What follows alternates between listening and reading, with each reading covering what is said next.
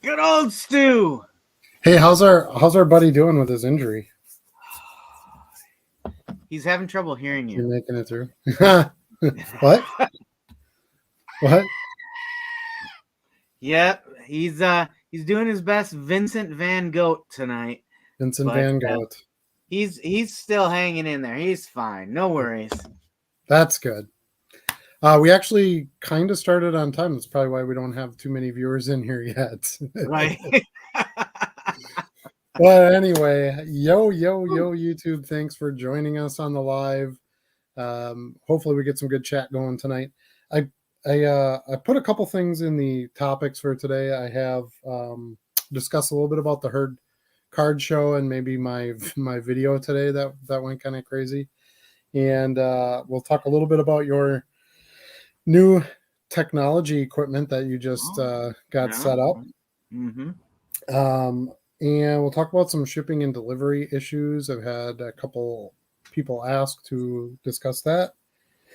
And then maybe a little bit about the weather, huh? This interesting Yeah. situation we got going on. Yeah.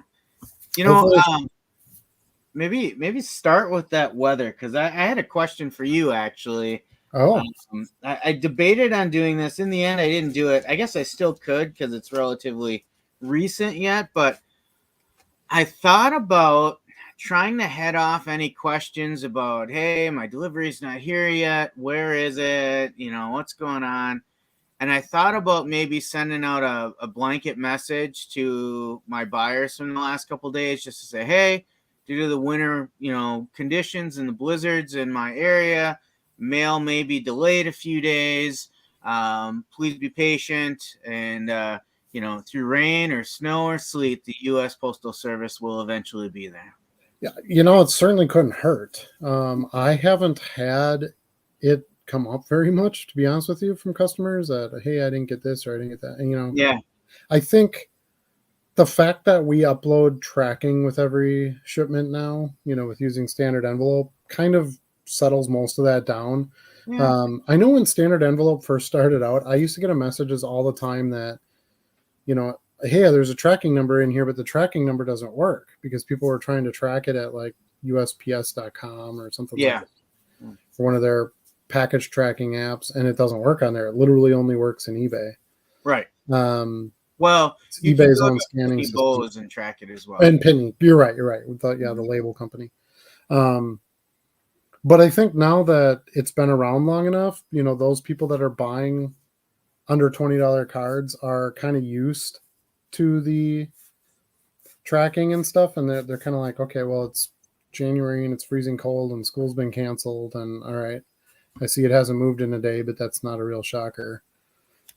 Especially this time of year with just such a pile of holidays. You've got Thanksgiving, then you've got Christmas, then you've got New Year's, and you've got Martin Luther King Jr. Day, like all these non-postal days. It's everything's just behind anyway. Yeah. Right? Well, and I don't know. The reason I was thinking about it is because I don't know about your side of town, but for me, the day the last storm hit, there was no mail pickup. It really? was scheduled mail day, but they did not service my street. Interesting. No, yeah. I've never missed a mail day. So, and I don't generally put any of my stuff in my mailbox because I just have too much of it. So yeah. I take it to the hub and drop it off there. But yeah, it's kind of one of those things. Now, that being said, since we're on the topic of weather, one thing I will do is I will use more team bags and stuff like that to put the cards in, just because that it's not too hard for an envelope to get wet. Mm-hmm. The cold to cause a problem with a top load, kind of freeze it up or something. So if I have like a thicker card or I have multiple cards going in something, a lot of times this is the time of year where I'll use team bags and stuff like that. Even in like padded envelopes, I'll do that. Just in case, water gets in it. So, so that's probably like the one. That's one of the reasons that I continue to, use the packaging tape when I put the labels on, because I thought, well, that helps protect that envelope a little bit. Sure does. Yeah, absolutely. but it's also costing you like 25 cents every envelope Yeah. that you wrap up, and I can't do that. It's Yeah. expenses are something that I watch, as you know, I watch that very, very closely. It's just the Mhm. easiest way to lose your money. Yeah. So yeah, yeah. Well, and now that you're using the labels, you're not going to be taping all your envelopes Yeah, either. that's So true. Yeah. you're going to have to, come up with a new plan that way. And that kind of leads us into that second topic. Charlie got some technology working. I sent them a link for the printer that I use, and it sounds like it's going okay, huh? It is. It is. So I've been using it. I'm still what, I don't know, 2 days now. I've already gone through the labels that came with it, though. I'll cover up this address here, but yeah, it's coming through okay. I'm doing it the exact same way you do. I Right. still have these stickers, so I still throw that sticker on the back just Sure. because I'm gonna use them anyway. So Yeah. Why not? um but yeah, you fold it over at the bottom like you do, and it's working out pretty well. It saves me a little time every envelope. My trash can doesn't fill up as fast because I don't have those extra paper scraps. Right. And I should be saving money as well. Yeah. And time. Time is, Yeah. is is the bigger part of it. It's a sticker. You don't have to use the tape. It's everything's printed right there. You're good to go. So Yeah. I did, just so in case anybody's wondering that's watching this, I did just put in the chat the name of the printer that I use. It's a Giose or Gios, Jiose printer. I don't have a Bluetooth one. I have a hardwired one. There it is. Yeah. The logistics label printer. I think they're like $60 now, right? Yeah. When I got mine, it was like 50, but I think the price went up a little bit. I think it was 55 for me. It was like Okay. 15% off or something like that special. But yeah, 180 millimeters per second, 203 DPI, high resolution. Um, One thing I liked about it is it was really easy to set up. Yeah. And even though it was supposed to default to like a darkness setting of like 6, sorry, as I fix my curtain here, it actually defaulted to 0 when I turned it on the first time. And Weird. I had to go back in and reset the settings, so I have them back up to like 8 before I liked it. But it responded exactly the way it should. So after the nightmare I had with the first thermal printer, Mhm. I would highly recommend that you go one with some good ratings. Yeah. Don't necessarily look for the cheapest deal. Look at the comments, look at the ratings. Adam's recommended a good one here. Right out of the box, I was able to put it to work. So I think it Yeah. took me maybe 10 minutes to set it up, and it was good to go. Mine are, I think, a little darker, actually. Okay. But I never changed any of the settings. Let's compare. That's mine out of the box. Yeah, mine's maybe a Yeah. tad darker. Yeah. Yeah, the But first one, a couple I printed, the barcode was fine. It was the small print next to it with the metered mail amount and yeah, stuff. yeah, That was a little light, so I was like, well, I can read it if I focus on it. It probably needs to be a little bit darker. So I just kept tweaking the settings. When I try to make it darker, I do two things. One, I slow down the print speed. And then 2, I crank up the darkness, and I think the right. combination of them lets it, hit that heat just a fraction of a second longer, and Yeah. then makes Yeah. it darker. Yeah, I think I think what you've got looks great. So, Yeah. if it's working, then go with it. I know you mentioned earlier you get a misfeed once in a while. Here's an example of that. I got a little print on this one.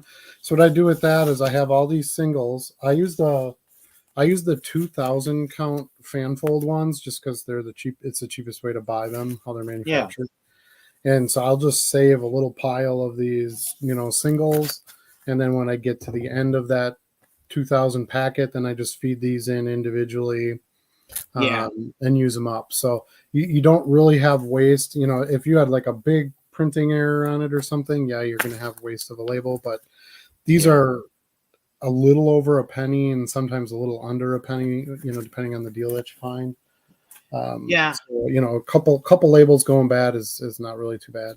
And I haven't had any printing issues. The only thing I had was a misfeed where, it must not have caught it right, and then the warning light will flash, and then I just hit the button again. Yep. It has Pushes the one auto through. sensing function where it'll line it up automatically. It just kicked ahead one label, lined up again, and like you said, I just tore off the extra label that it spit out, and it's actually in there right now because I reached the end of my promo bundle that came with it, and I put the single back in. Yeah, and I can, if you want a suggestion, Charlie, on what labels to use, I can send you some links to that too. I bought probably 2 or 3 different brands at this point. I mean, let's face it, they're probably all printed at the same place and in the same place. But I did have one order early on when I got the machine that of labels that I didn't really like very much.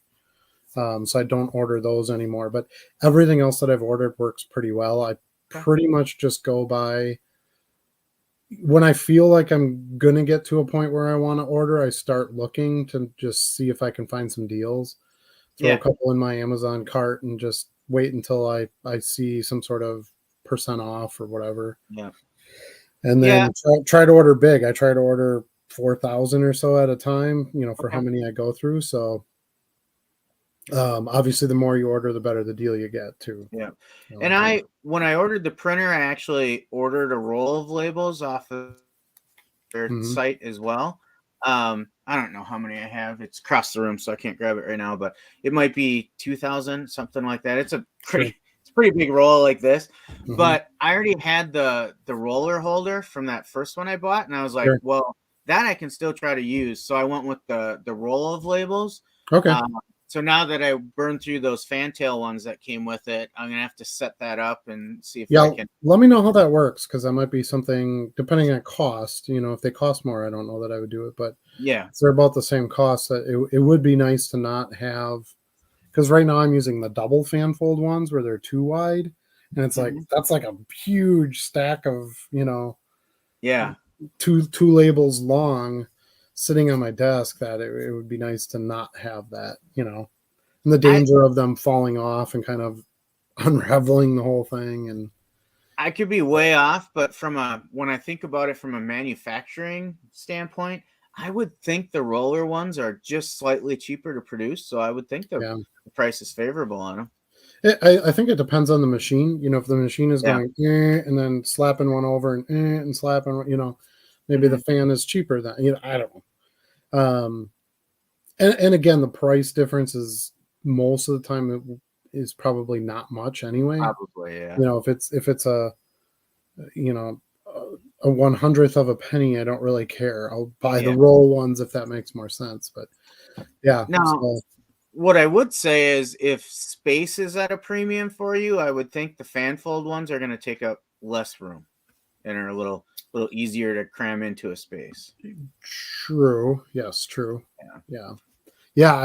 I'm starting on my new office this weekend actually. I'm going to empty everything that's in that room down there and start to get everything studded, and I get to use the shotgun shell hammer, which is always fun, to nail the boards into the cement, Cool. Yeah. It is until you leave there and you can't hear, Yeah. Your protection, Adam. But sure. So anyway, it'll be good because I can start to do that. I might do a video this next week, just kind of showing, where I'm at in the construction and what I'm planning to do. But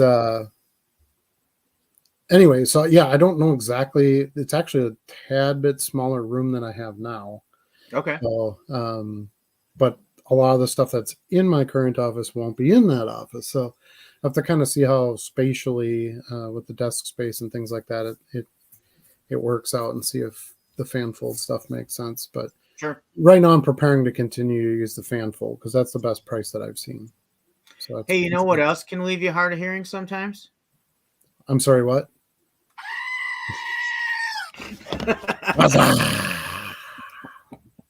All right. Enough of us and our crazy machinery tactics here. Let's see. Shipping, delivery issues, weather. Christ, we pretty much covered our topics already, and we're only 15 minutes in. Holy cow. Now what are we going to talk about? Let's go to the chat. We'll see what other All people have right. to say. All right. All right. So we've got CSW has joined us. He says, "Waza." Right on cue. Right on cue. This was me, Goofy me, saying starting shortly. We were waiting on Charlie, believe it or not. I was right on time. What are you talking about? You were here. sharp. You came on at 8, man. You're supposed to be going at 8. I was trying to finish listing a couple more cards. Yeah, actually, I was doing that too. Scott Fiskus is here. Thanks for joining us again. Welcome. CSW is here. Wagwan. I don't know what that means. Oh, maybe that's a brand for a printer. Maybe. Since I posted here, my Gios printer has been working well for me. Nando has joined us. Welcome. I love the monkey drinking coffee. Is that coffee? Looks like it. With purple hair. It reminds me, I had the Big Bang Theory on sometime over the last 2 days, and there's an episode where Amy Farrah Fowler has a monkey that she taught to smoke. Oh, yeah. And it was part of her neurological studies on monkeys or whatever. Yeah, I remember that. It was actually a pretty solid show. It was, yeah. It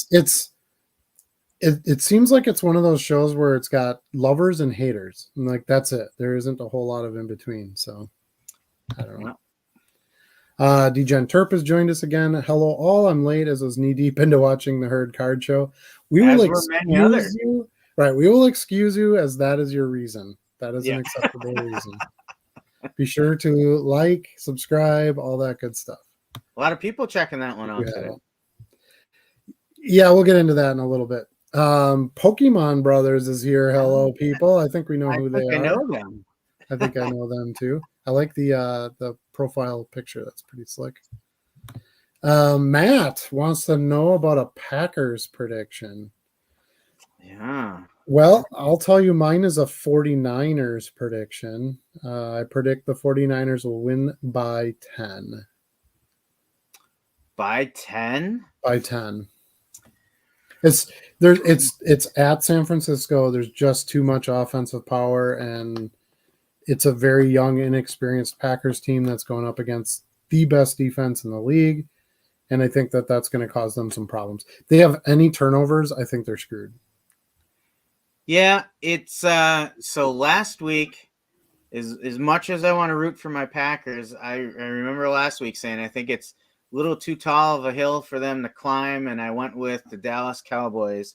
I am not going to make that mistake again. I'm going Packers by 3. And I'd be fine with that.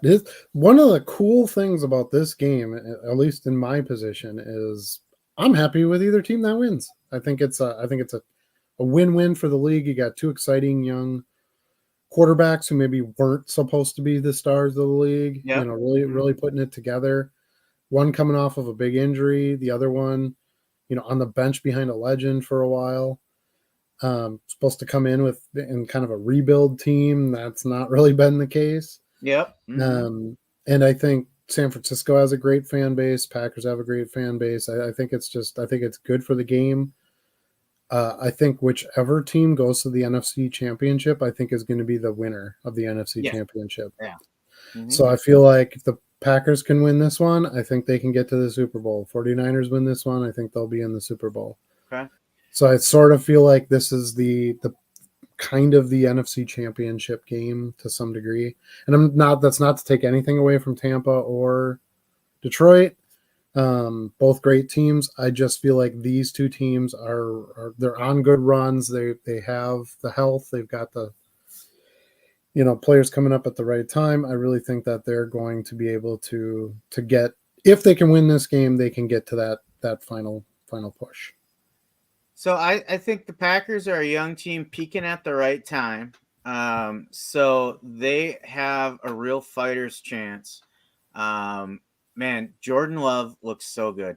I know you don't watch a lot of sports, but I actually watched. Did I watch this game? No, I watched the game before that because it was on Paramount, but I watched the highlights from this one, and he's got some interesting like back foot throws and stuff like that. He's a pretty skilled dude. How lucky are we that it looks like we're going to have back to back high quality quarterbacks in the NFL.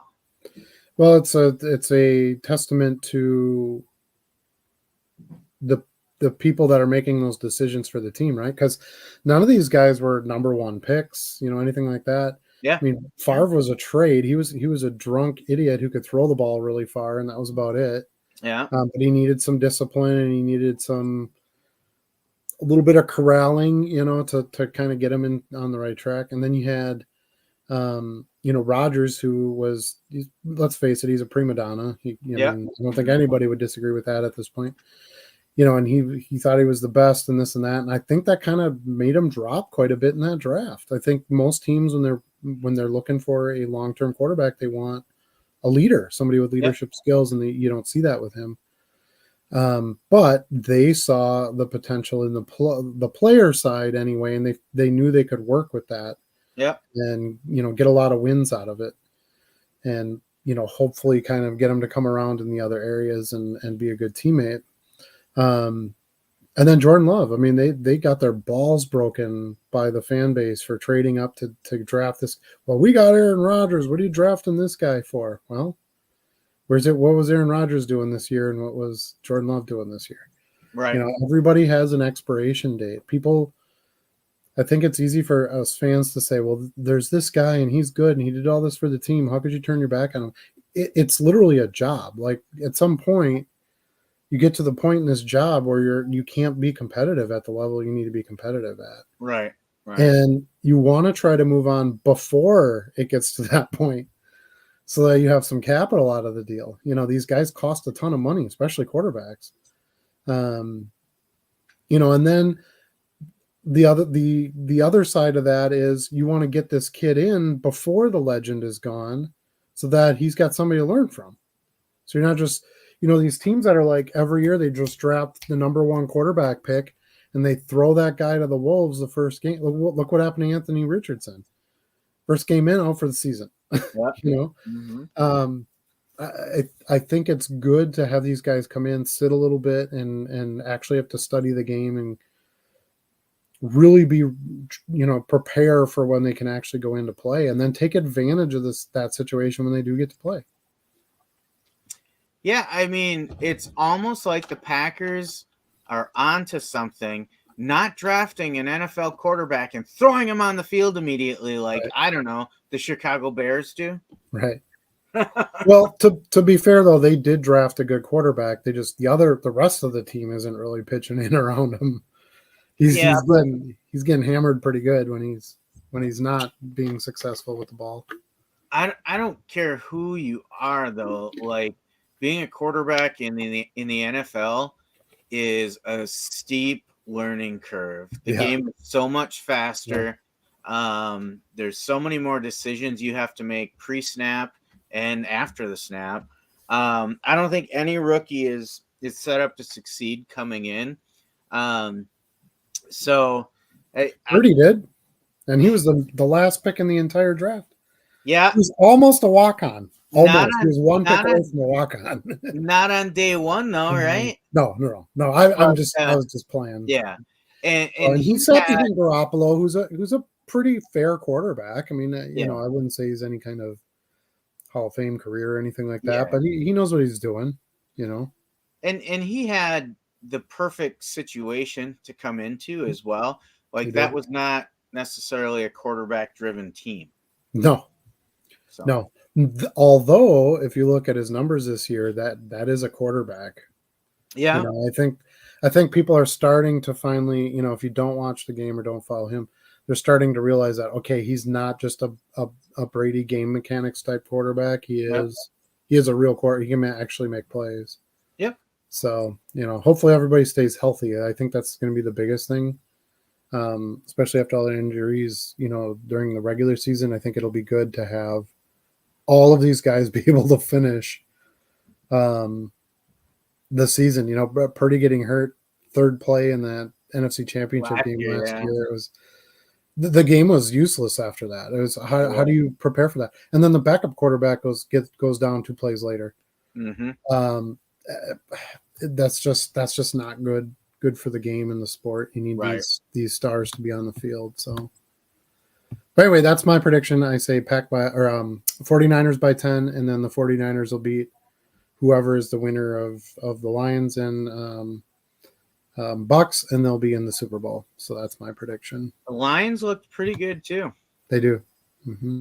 Amon-Ra St. Brown is real. Yeah. So, and I like Jameson Williams. I think he's pretty good. I think he's kind of coming around at the right time. And I think Jahmyr Gibbs is going to be a good one. It's so interesting with the Rams and the Lions, isn't it? You know, they first traded quarterbacks, and it was like, well, Stafford was kind of the really good quarterback and really got a shot. Goes into the Rams, wins the Super Bowl right away. Okay, it's all about the Stafford, good trade for the Rams. Yeah. And now it's like Goffard's coming around, and and they ended up beating the Rams. It's just there's a lot of peril in the league, of course, but I think there's some good stories going on too. And did you see? Speaking of the Lions, okay, did you see Barry Sanders and Eminem on the sideline? I did, yeah. And did you see Barry looking at him like he has no idea who he is? I didn't see that, no. Oh my gosh, he is like, hi, I'm Barry or whatever, and he's like, yeah, and Eminem's like, yeah, I know. I don't know. It was just Barry Sanders cracks me up. He's such a not celebrity, Not a diva for sure. I mean, I don't think Eminem is either by any measure, but he knows his level of fame and stuff. Right. Yeah, it's like Barry Sanders and Eminem on I don't know, just the two of them just don't seem like they would go together, See, I don't even know who Eminem is. I know a guy named Slim Shady. Right. Marshall Mathers, that guy. Marshall Mathers. Weston is here. He says hello, everyone. Hello, Weston. Thanks for joining us. Look at that, a Rowdy Tellez image. Rowdy Tellez's mom would be proud. I don't think anybody else is using that right now. I'm guessing they're not. CSW says Charlie seems so much happier with his new printer. Yep, we all knew he would get there. It just took the right amount of time. I think there was a fair amount of pressure.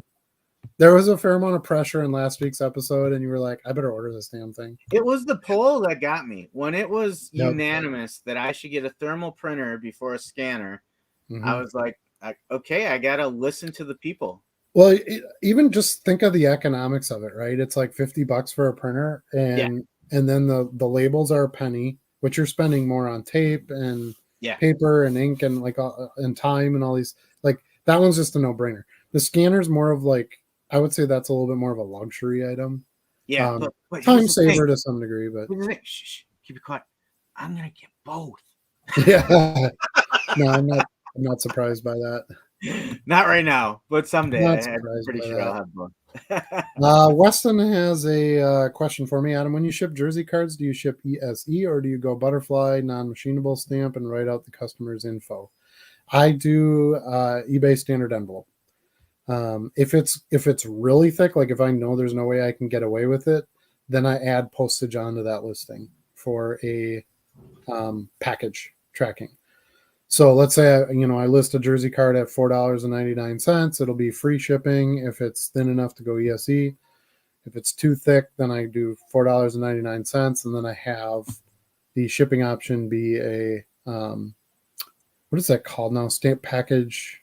Ground Advantage. Ground Advantage. I don't know why I can't ever remember that because that's not what it was forever. But anyway, yeah. So that's what how I do it, and that works out pretty well.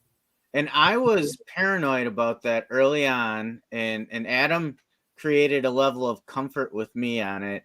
So early on, I was scared to death to ship them. I'm like, this is going to get rejected, or I'm going to get it returned for more postage. And I was shipping everything Ground Advantage.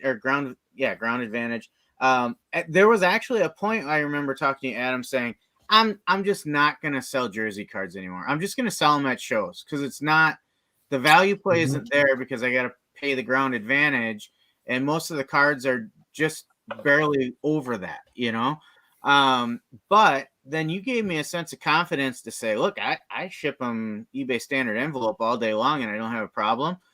And ever since then, I have shipped everything eBay standard envelope unless it's too thick for that 1/4 inch limit. Yep.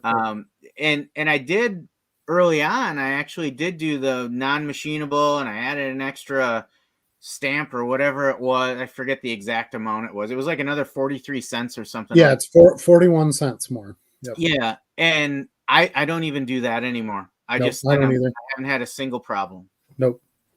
I had one in all the time that I've shipped those, so over years. I had one where the jersey, like the little cutout window where the jersey is, Mhm. was really close to the edge, so it was basically like a thin strip of cardboard Oh, that was yeah. around the jersey, and it creased Okay. in shipping. So I took the return. I think I had sold it for $5 or $6. I took the return. I sold it as a creased card for $3. Do you not use a rigid top loader though? No, I use it gets too thick then, so I just use a card saver. Yeah, I've with got it. the like 130 point card saver, or not card savers, Mhm. the top loaders, and I put them in those. Yeah, you have to be careful because the top loads are a lot thicker. So when I'm talking like when it's close to, you're like right at the Yeah. the That makes sense. thickness, Yeah. which Mhm. this card was. So, but even at that, okay, great. So I took a return, but I still got it, sold it for $3 as a creased card, and Yeah. the person who bought the card when it was creased bought a bunch of other cards. It might have actually helped me make a sale even. What I don't Yeah. get though is like I shipped out a couple of Topps 2023 jersey cards, like a J Rod and a Riley Green. Shipped those out yesterday.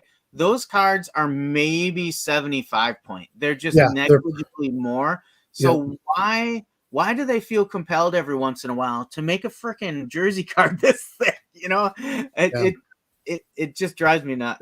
They don't do it real often anymore, but that was kind of a thing for a while. I think it was just to make packs thicker, and I don't know. I do They used get to it use a when lot they of fillers too. They used to use well, I these get little it when they do it these with little like white inserts. They used to do this where instead of getting a card in the pack, you'd get a plain white yeah, I remember piece of that. cardboard, and they don't do that anymore either. I do get it when they do some of these manufactured relics and stuff like the coins and Yeah. stuff like that. I get why Yeah. they would be thicker for that. But for a jersey swatch or a piece of a pant leg or something like that, like there's no reason it needs to be that thick. Well, one of the things that I've noticed in doing this for so long is there's a lot of people who don't want to deal with the thicker cards, and you can get them Yeah. super cheap.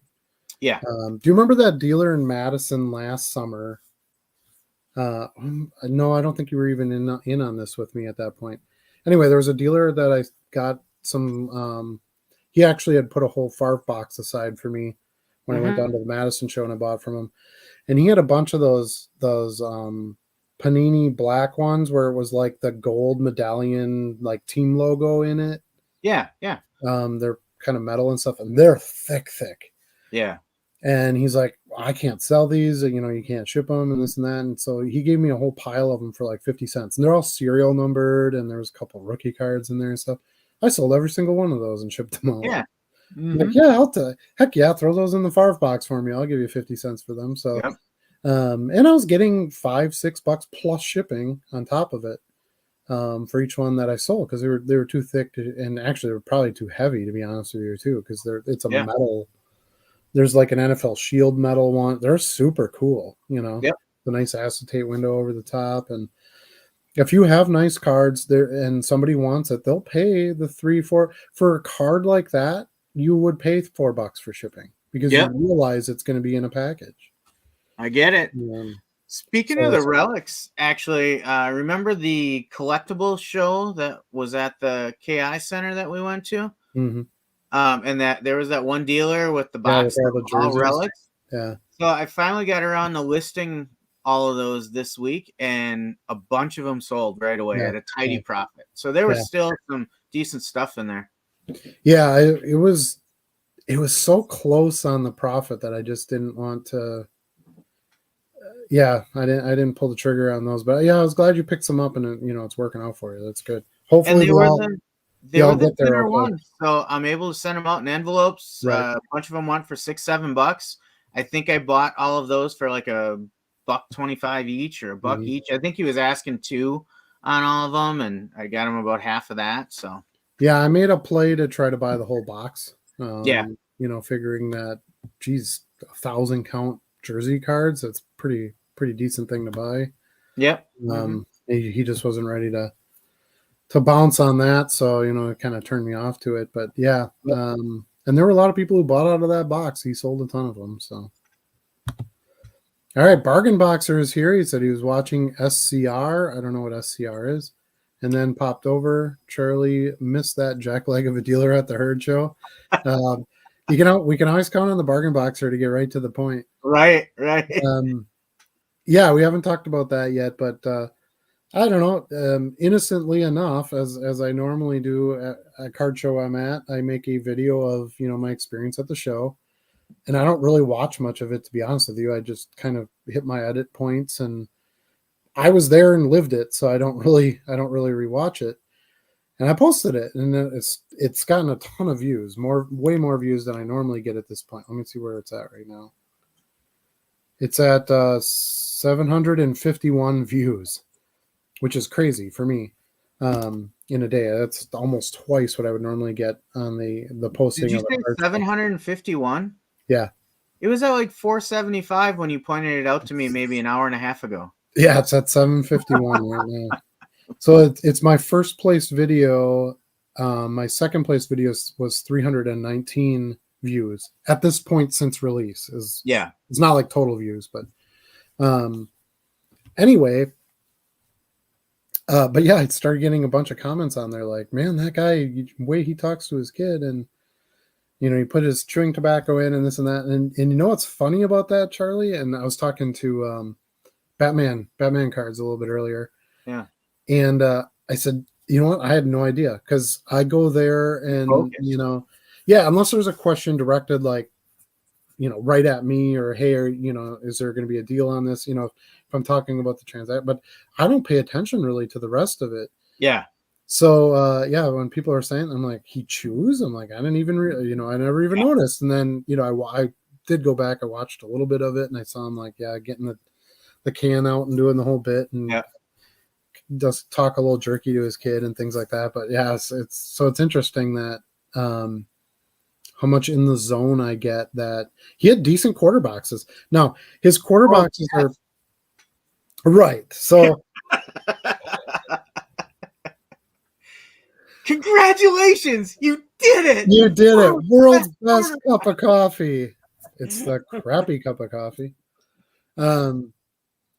Yeah, he doesn't really do him many favors by, you know, world's best quarter boxes, and you know, but I'll say it caught my attention, and I dig through there, and I found a ton of cards. I got some really good value out of it. And you were there a long time. I was timing it on the video, and like the first 25-30 minutes you were and I cut some of it out because I just, at some point I stopped the camera because I don't want to waste all my battery and film on, you know, on one table. So I was probably there a good hour or so. Yeah. But he also threw in those two free vintage, the Gunsmoke and the Curly, and I sold the Curly tonight for $10. I saw that. Yeah, I sent you the picture. So I got a free $10 out of that deal too, you know, which is not bad. When you're spending 100, you get, that's another 10% off the top. So right. You know, I paid 85%, which was a little high, but on quarter cards, I'm okay with that. They were definitely worth more than a quarter, and then, you know, an extra $10 essentially. Right.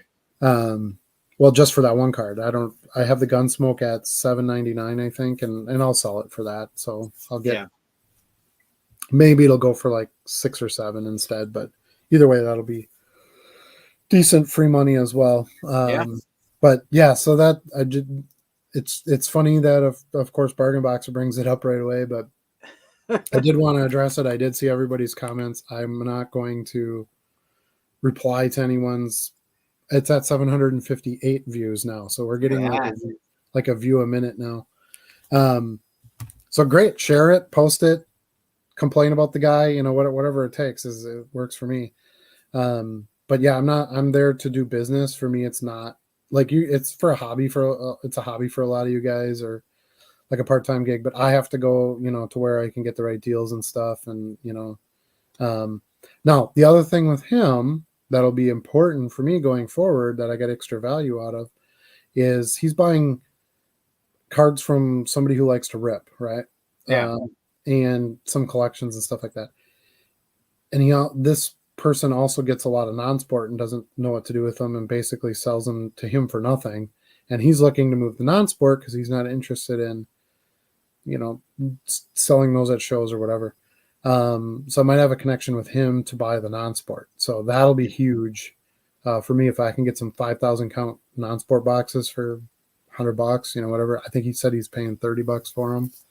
I'd be happy to, if the stuff is quality in there, I'd be happy to pay, $7,500 for them. Right.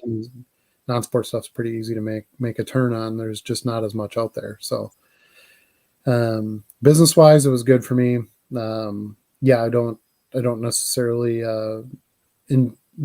want to hang out with the guy on a weekend, but that's okay. So I did not go to that table because, as you pointed out in the video, we often go different directions once we get in the door, so we're not overlapping it too much. And by the time I made it back around, I was kind of disappointed is not the right word, but obviously it looped around the whole basketball court, and I knew you had already been at that table. And we had already talked about, prices aren't really, great for us here. And I didn't even look at the table on my way out. Like I was like, I had enough. So, and I went through every single card in those quarter boxes. So that's what I figured. It had been a little bit. There was no wrestling. There was no UFC. Yeah. There was no racing. There was no things where I kind of leave more of that for you. Yeah. I did bring you to the one table that had racing stuff, and you got some good stuff out of that. I did grab some more there, yeah. Yeah. He was, you meet all characters at card shows. That's I guess the moral of the story there. And, so, but I'm glad everybody enjoyed the video. I mean, it does. I was like, oh no, watch, it's going to have like 30% likes and 70% dislikes because of this dealer in it or whatever. Yeah. 100% likes. So the other thing it's providing entertainment at least. The other thing that was kind of lucky on that, and which brought more prominence to that dealer, is your camera was not quite at the angle you normally have it. It was up more. So while you're going through the cards, you could see the dealer the whole time. Yeah. It was really, you're right. It's kind of ironic. And that's probably what made it seem even worse. I guess. Stand out. Yeah. If he's not your cup of tea. And that was part of what I edited out too. Cause I was like, man, I didn't have once I sat in the chair, and I was working from the chair, then you could really see the cards really well. But yeah, chess cameras are kind of tricky. You can't really see. I should look in the viewfinder to kind of see what I'm looking at, but again, I get in the zone and I'm looking at, I got to hold the cards up here, right. I just kind of I'm doing my stuff, and I'm trying to do my math in my head and making sure I'm buying at the right prices, and I'm able to complete my business tasks while I'm there. Saturday card shows are a work day for me. So it's a little bit different focus, but yeah, it was kind of interesting. I went one way, you went the other way, and then we ended up pretty much meeting exactly in the middle. And kind of said, well, hey, what'd you find here? What'd you find there? I was pretty happy with a 10-cent box that I hit. When I went back through the cards, looked at them a little closer, I was like, those are pretty solid for 10 cents. Shaq base cards, stuff like that. Couple of nice inserts. I got 2 numbered cards out of that. I mean, it was for 10 cents. There's some decent stuff in there. I only bought 30 cards, but I mean, I still, as you saw in my pickups video, I did still bring home. I actually still have the box here. I brought home over 300 cards, so it's not like the day was a complete loss for me. I just, I didn't feel like the excitement, like when you find some great buys. Right. It was more of a grinder. Like this is stuff I can turn, but nothing I'm jumping up and down about. Right. It's funny because my favorite card I picked up at the show was a free card. Yeah. I bought all that stuff, but that 1959 Three Stooges curly card, like Yeah. 59 Fleer Stooges stuff is, if you find that stuff, that's gold. Yeah. And he had $1 on it, so I would have paid the $1, no big deal. But and at the end, and you see it in the video because I kept it in the video. He's like, yeah, "I'll throw the Gunsmoke and the Stooges card in, or whatever, curly card, whatever he called it." Yeah. And I was like, "Geez, that's like $20 right there," Right. He doesn't know what he has. That artist proof Dion, that I thought I overpaid on. I paid $5 for it. Yeah. I've seen them going for 18 to $20. Sure. Yeah. So there was just stuff in there that I don't see all the time. You don't see curly 1959 Fleer cards, Yeah. Gunsmoke cards. I don't see those artist proof cards from the 90s. Those ones are really tough to find, those score ones. So yeah, I mean, the cool thing and the scary thing about a card show when you're doing this for a living is you don't know what you're going to find when you walk in. It could be nothing. Yeah. And it was a treacherous trip for us, and it had some distance to it, and if I can go in and I can find some things that I can resell, then I'm pleased with that. One thing that I heard in the news yesterday is this ends up being his final correct playing career card. Yeah. And that was unexpected. I didn't expect to hear him retiring a couple days after we picked it up. I think there's a possibility he can make the Hall of Fame too. So, yeah. We'll see. As far as, because he's a center, right? If I remember correctly. He's a center, as far as centers go, there aren't a lot that are considered, it's not a big Hall of Fame type position, but from what I understand, he's a pretty good one. So he is, and he has been for a long time. Yeah. I meant to tell you too, looking at your video today, that Legends of the Fall die cut. I saw you look at that in your video and put it back, and then I ended up grabbing it later. Yeah. Well, it's funny when we exchange at the end of a show and we go out and get a meal and stuff, and it's like, yeah, I probably would have bought that, or I wish I would have seen that. There it is. There it is right there. Yeah, that's one that I did see it in the box. I thought it was a little overpriced based on the players that were on it. Yeah. Also good, but what was it? Brad Johnson is the other one, I think. Yeah, I think Rob it's worked on, isn't it? Rob Johnson and Mike Allstott. Yeah. Allstott, yeah. Yeah. And Allstott sells okay. I buy Allstott cards here and there. Yeah. But yeah, it's a cool insert, and it is. Looks nice. Those brands were great back in the day. We're up to 780 views, by the way. Jeez, it just keeps going. Yeah. So very, very interesting that was my video that caught on fire. We'll see. So maybe the new plan is, while we're looking for cards, we also have to find the most not necessarily jerk, but the dealer with the most personality. Yeah. Good or bad. And the like I said, I don't pay attention to like all the background while I'm working. But the bits of conversation I had with him were fine. It didn't, there wasn't, because I've already told you, and I've said this early on in my channel, it's okay to walk away from a dealer too. I've had dealers where I can't work with them.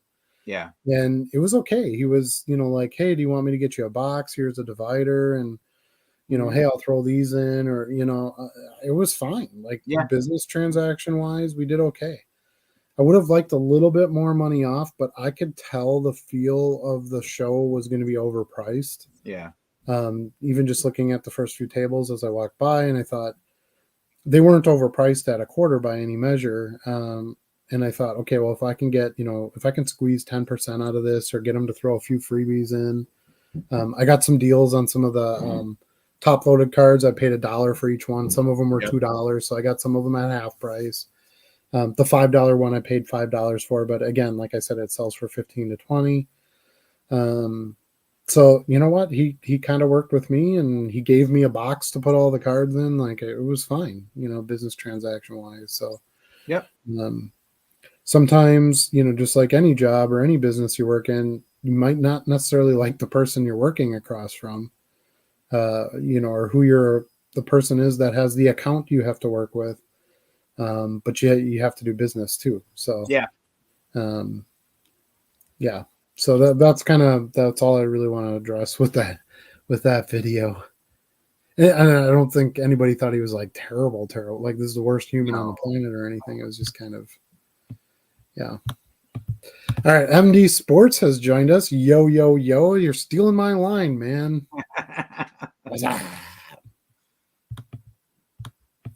Boxer wants to know if Charlie got the thermal. He sure did. Finally crossed that line. Finally did. Cardboard Critters is here. What's up, Brian? Yo, yo, yo! YouTube. You're stealing my line now too. Stone Cold. Yeah, the GBP 15. I think he's referring to the guy was wearing a Bart Starr jersey. Yeah, he was. So NFC is the 49ers to lose, kind of. What football players do you think they will pick in the draft? I have no clue. Packers? I don't pay attention to any of that. I think the draft is in Green Bay this year, isn't it? Is it this year or next year? I thought it was this. It is this year, yeah, because they adjusted the school schedule. Well, not only that, but our normal Green Bay show couldn't be at the KI. Right. Had to set that aside for conference. There's like conference room stuff or something going on. Anyway, but no, I don't watch any of that. I don't follow any of that. I just buy and sell players cards that are hot. I have no idea what they're going to draft. Probably I haven't looked at the draft class, but I would say either an offensive lineman or defensive player will be the first one off the board for the Packers. I mean, I would just based on what everybody else says, I would think that the defense is probably the area where they need the most help. So, they've got some interesting receivers that have really come up, and Jordan Love is much better than Aaron Rodgers in that matter, in my opinion. He doesn't just want to throw to one guy. He'll kind of work with a bunch of receivers. Yeah, and I think that's smart, especially when you have a team that doesn't focus on like drafting the biggest name. Like, we're not going to draft Marvin Harrison Jr. if anybody thinks that. Right. That's not going to happen. We won't have a high enough draft pick anyway, but still. So I think that kind of gives you some outs to look at some other stuff, because you got a guy that's going to be able to play with everybody else that's there. So, I mean, Aaron Jones is getting older. They got to start thinking about doing something there. I know he's playing well, but anyway. MD says he's not ready to forgive Gutekunst for wasting Aaron's last couple of years. Yeah. In Green Bay, it'll be a while for me. Yeah, I have absolutely no love for Aaron Rodgers at all. So I think he's super overrated. He's a personal statistics player, willing to throw the ball away if it means he doesn't have to take any risk of having a blemish on his own record. And I don't know. That doesn't. As a person myself who played on a team sport for a lot of years, I played with a lot of guys like that, and it doesn't do your team well at all. Yeah. So, and I mean, you can blame Aaron for not winning those games. You cannot blame Aaron for not winning those games. It's not really relevant. They didn't win those games is what it is the fact. So, and he was on those teams. So, didn't he only win like 6 playoff games in his whole career or something? It's something really tiny. It's a lot smaller than you think it is. I don't know what the number is. Yeah. So, I mean, if Jordan Love wins 5 more playoff games, he's got as good a postseason career as Aaron Rodgers. Like, I mean, if they win these next 2, he won half the games that Aaron Rodgers won in his whole career, in his rookie season. So, but MD says it doesn't have anything to do with Love. Well, no, of course not. It's not his fault that any of those decisions were made. He's just a kid trying to play football. He's also a super nice guy, so he lives close to me and waves, and it's very nice. Got a cool dog.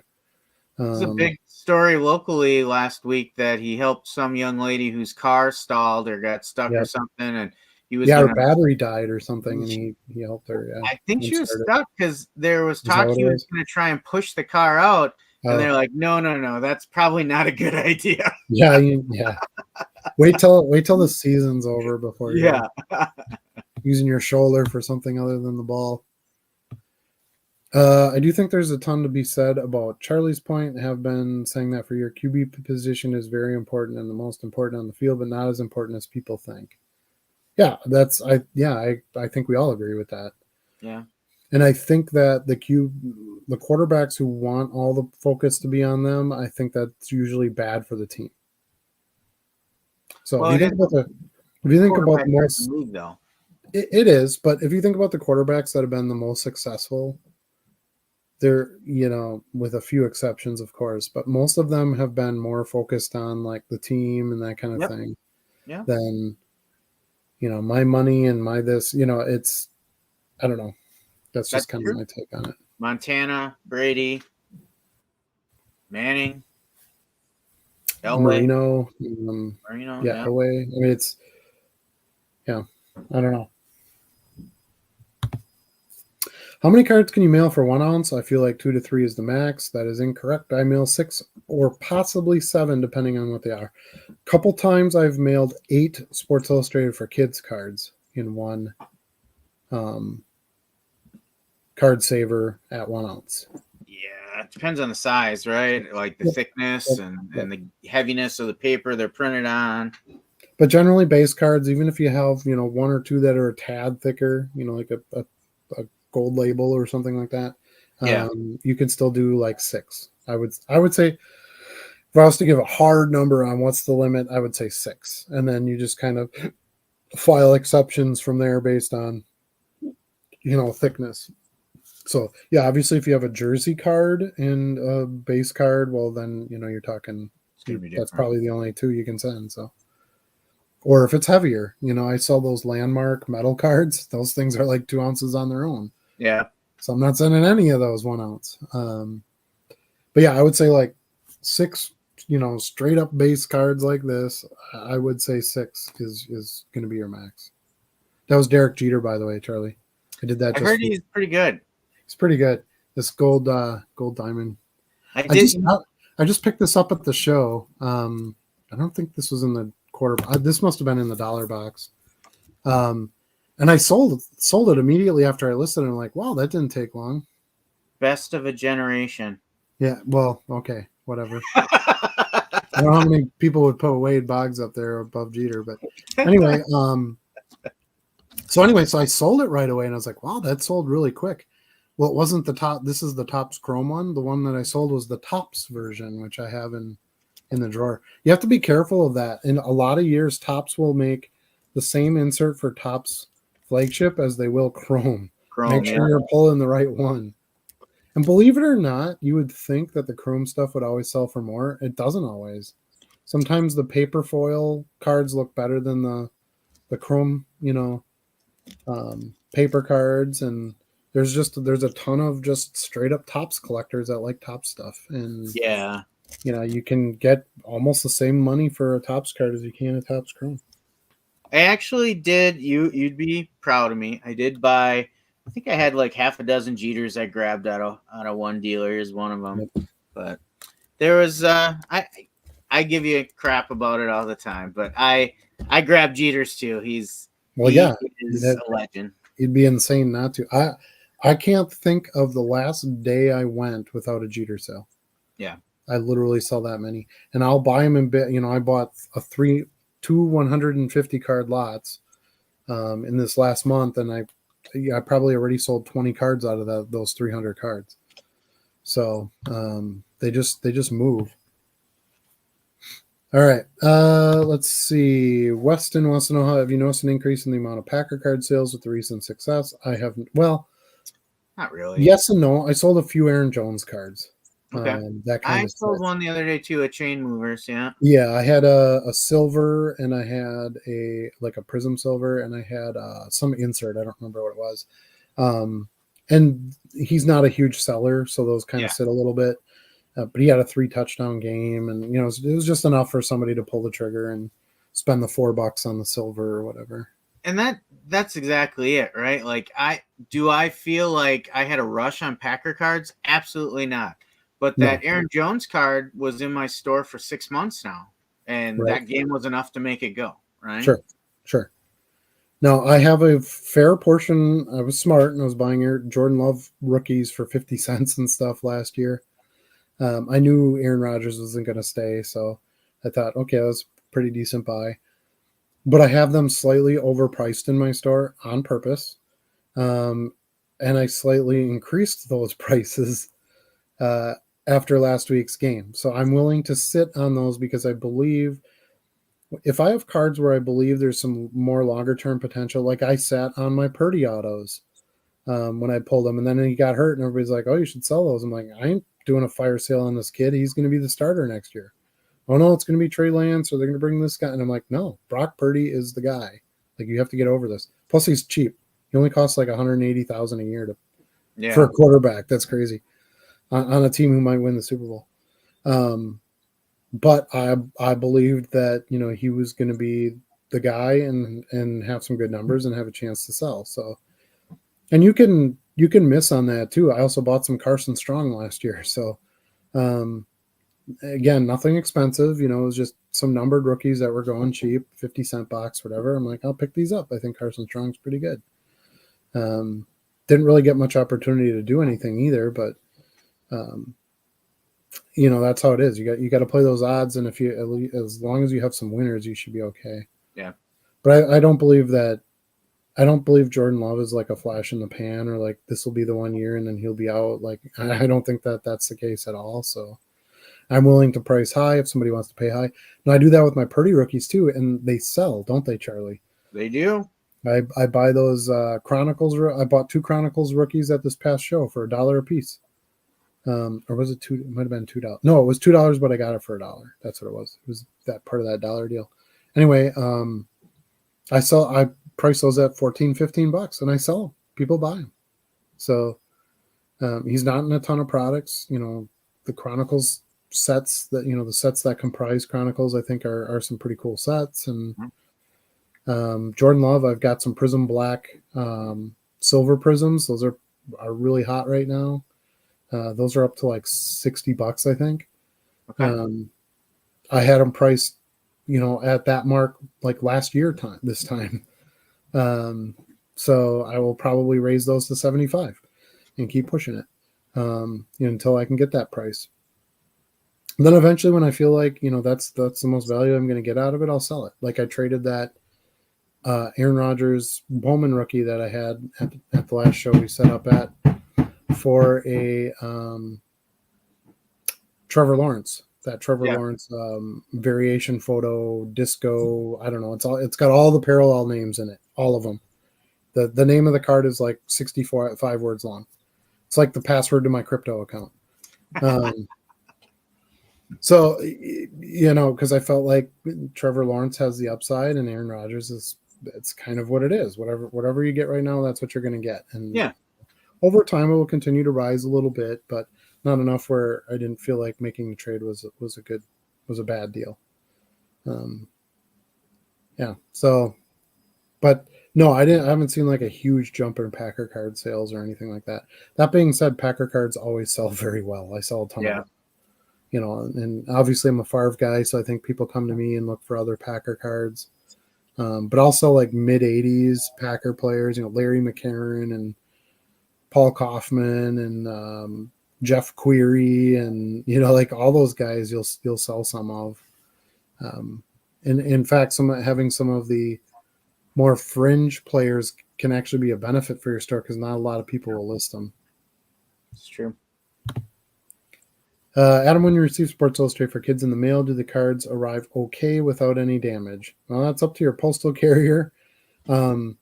Mine generally gets kind of rolled in half and stuck in my mailbox. So you'll end up with maybe a slight curve to the cards, but generally, I've only gotten a couple issues in the mail. I haven't been subscribed that long, and both of mine were pretty clean. I did get a message from somebody this week that got their issue, and there was no perforation on the page. Oh. So they were like, how do I take this out of the magazine? I guess I'll have to cut it out. And I'm like, no, you don't Yeah, cut do that. that. That's the one cardinal sin with Sports Illustrated for Kids. I'm like, you're going to have to like fold a crease in it and fold it back and forth until you can get like a part where you can tear, and then you have to tear it. So Yeah. tearing is okay if it doesn't have perforation. Collectors will be okay with that, but you cannot use the scissors. It's considered a trimming, and that's a big no-no. So I would not suggest you do that. I would suggest you try to make some sort of perforation and tear it. Just be as careful as you can. But the perforation is not.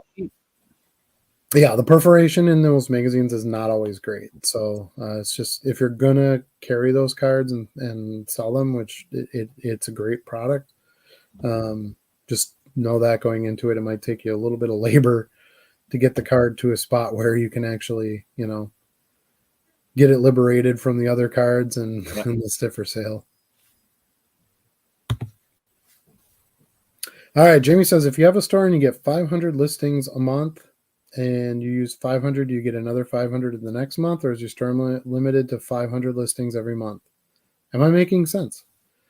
I think so. Is that the basic store that gives you 500? I think so. Yeah. Okay. So that's like the $10 a month one or something, or is it the free store? The free one. Free store. Yeah. Free store. Yes, you would. But remember, if those 500 listings don't sell and they relist the next month, then those count towards your listings. So if you list 500 listings this month, none of them sell. They're all going to relist next month, so you can't add any new listings. Does that make sense? I'm trying to remember when I was on it exactly how that worked, and my memory is getting foggy already about that. So, and I'm probably not the greatest person to ask either, because I'm well above a free store. I have 66,000 listings at my disposal, and I have 33,000 listings right now. Next month, that means I'm basically starting at 33,000 listings, so I could still only list 33,000. Once they sell and those numbers go down, then you can list again for free. You can list more than that, but you'd have to pay the listing fee. So you don't really need to know the numbers per se, because when you go to list, it will tell you if there's going to be a fee or not. Yeah. So if you start building the listing and it says, oh, it'll cost you 35 cents to list this, you go, well, I guess that's it. I can't list anymore this month. Yeah. For free anyway. Now, if you're listing bigger dollar cards, it might not be a big deal to list for 35 cents. When you're selling $1.50 cards, that's a no-no. You're going to be in the hole pretty quick. DJN says, when it comes to jersey cards, I usually just lot them up into one auction and send them USPS ground. Just depends on how thick the jersey cards you buy. Yeah, there's a lot of ways to deal with them. I'm a single card seller. I still believe that's the best way to profit. And there is money in jersey cards, so I'll take them, I'll sell them, and I'll send them standard envelope. They're no different than any other card that's a little thicker, to be honest with you. You just want to watch if that window has like just a very small paper edge to it. That's Charlie's right. In that case, I probably should have put it in a top load and just hoped it would have gotten through with the thickness, but hey, there's measured risk in everything you do. So, but no, nothing wrong with lotting them up. The problem I would have with doing that is if the cards don't relate to each other, who's going to want them? So like if I have a Eagles lineman card and I've got a, quarterback for the Bills card, and I've got a defensive, end for the Cowboys, and I lot those three cards together, you don't have a buying pool for that kind of a lot. Yeah. And the person most likely who's going to buy it is somebody who's going to want to resell them. So they're not going to want to pay, give you what the retail would be anyway. Joe has joined us. What up, boys? What up, Joe?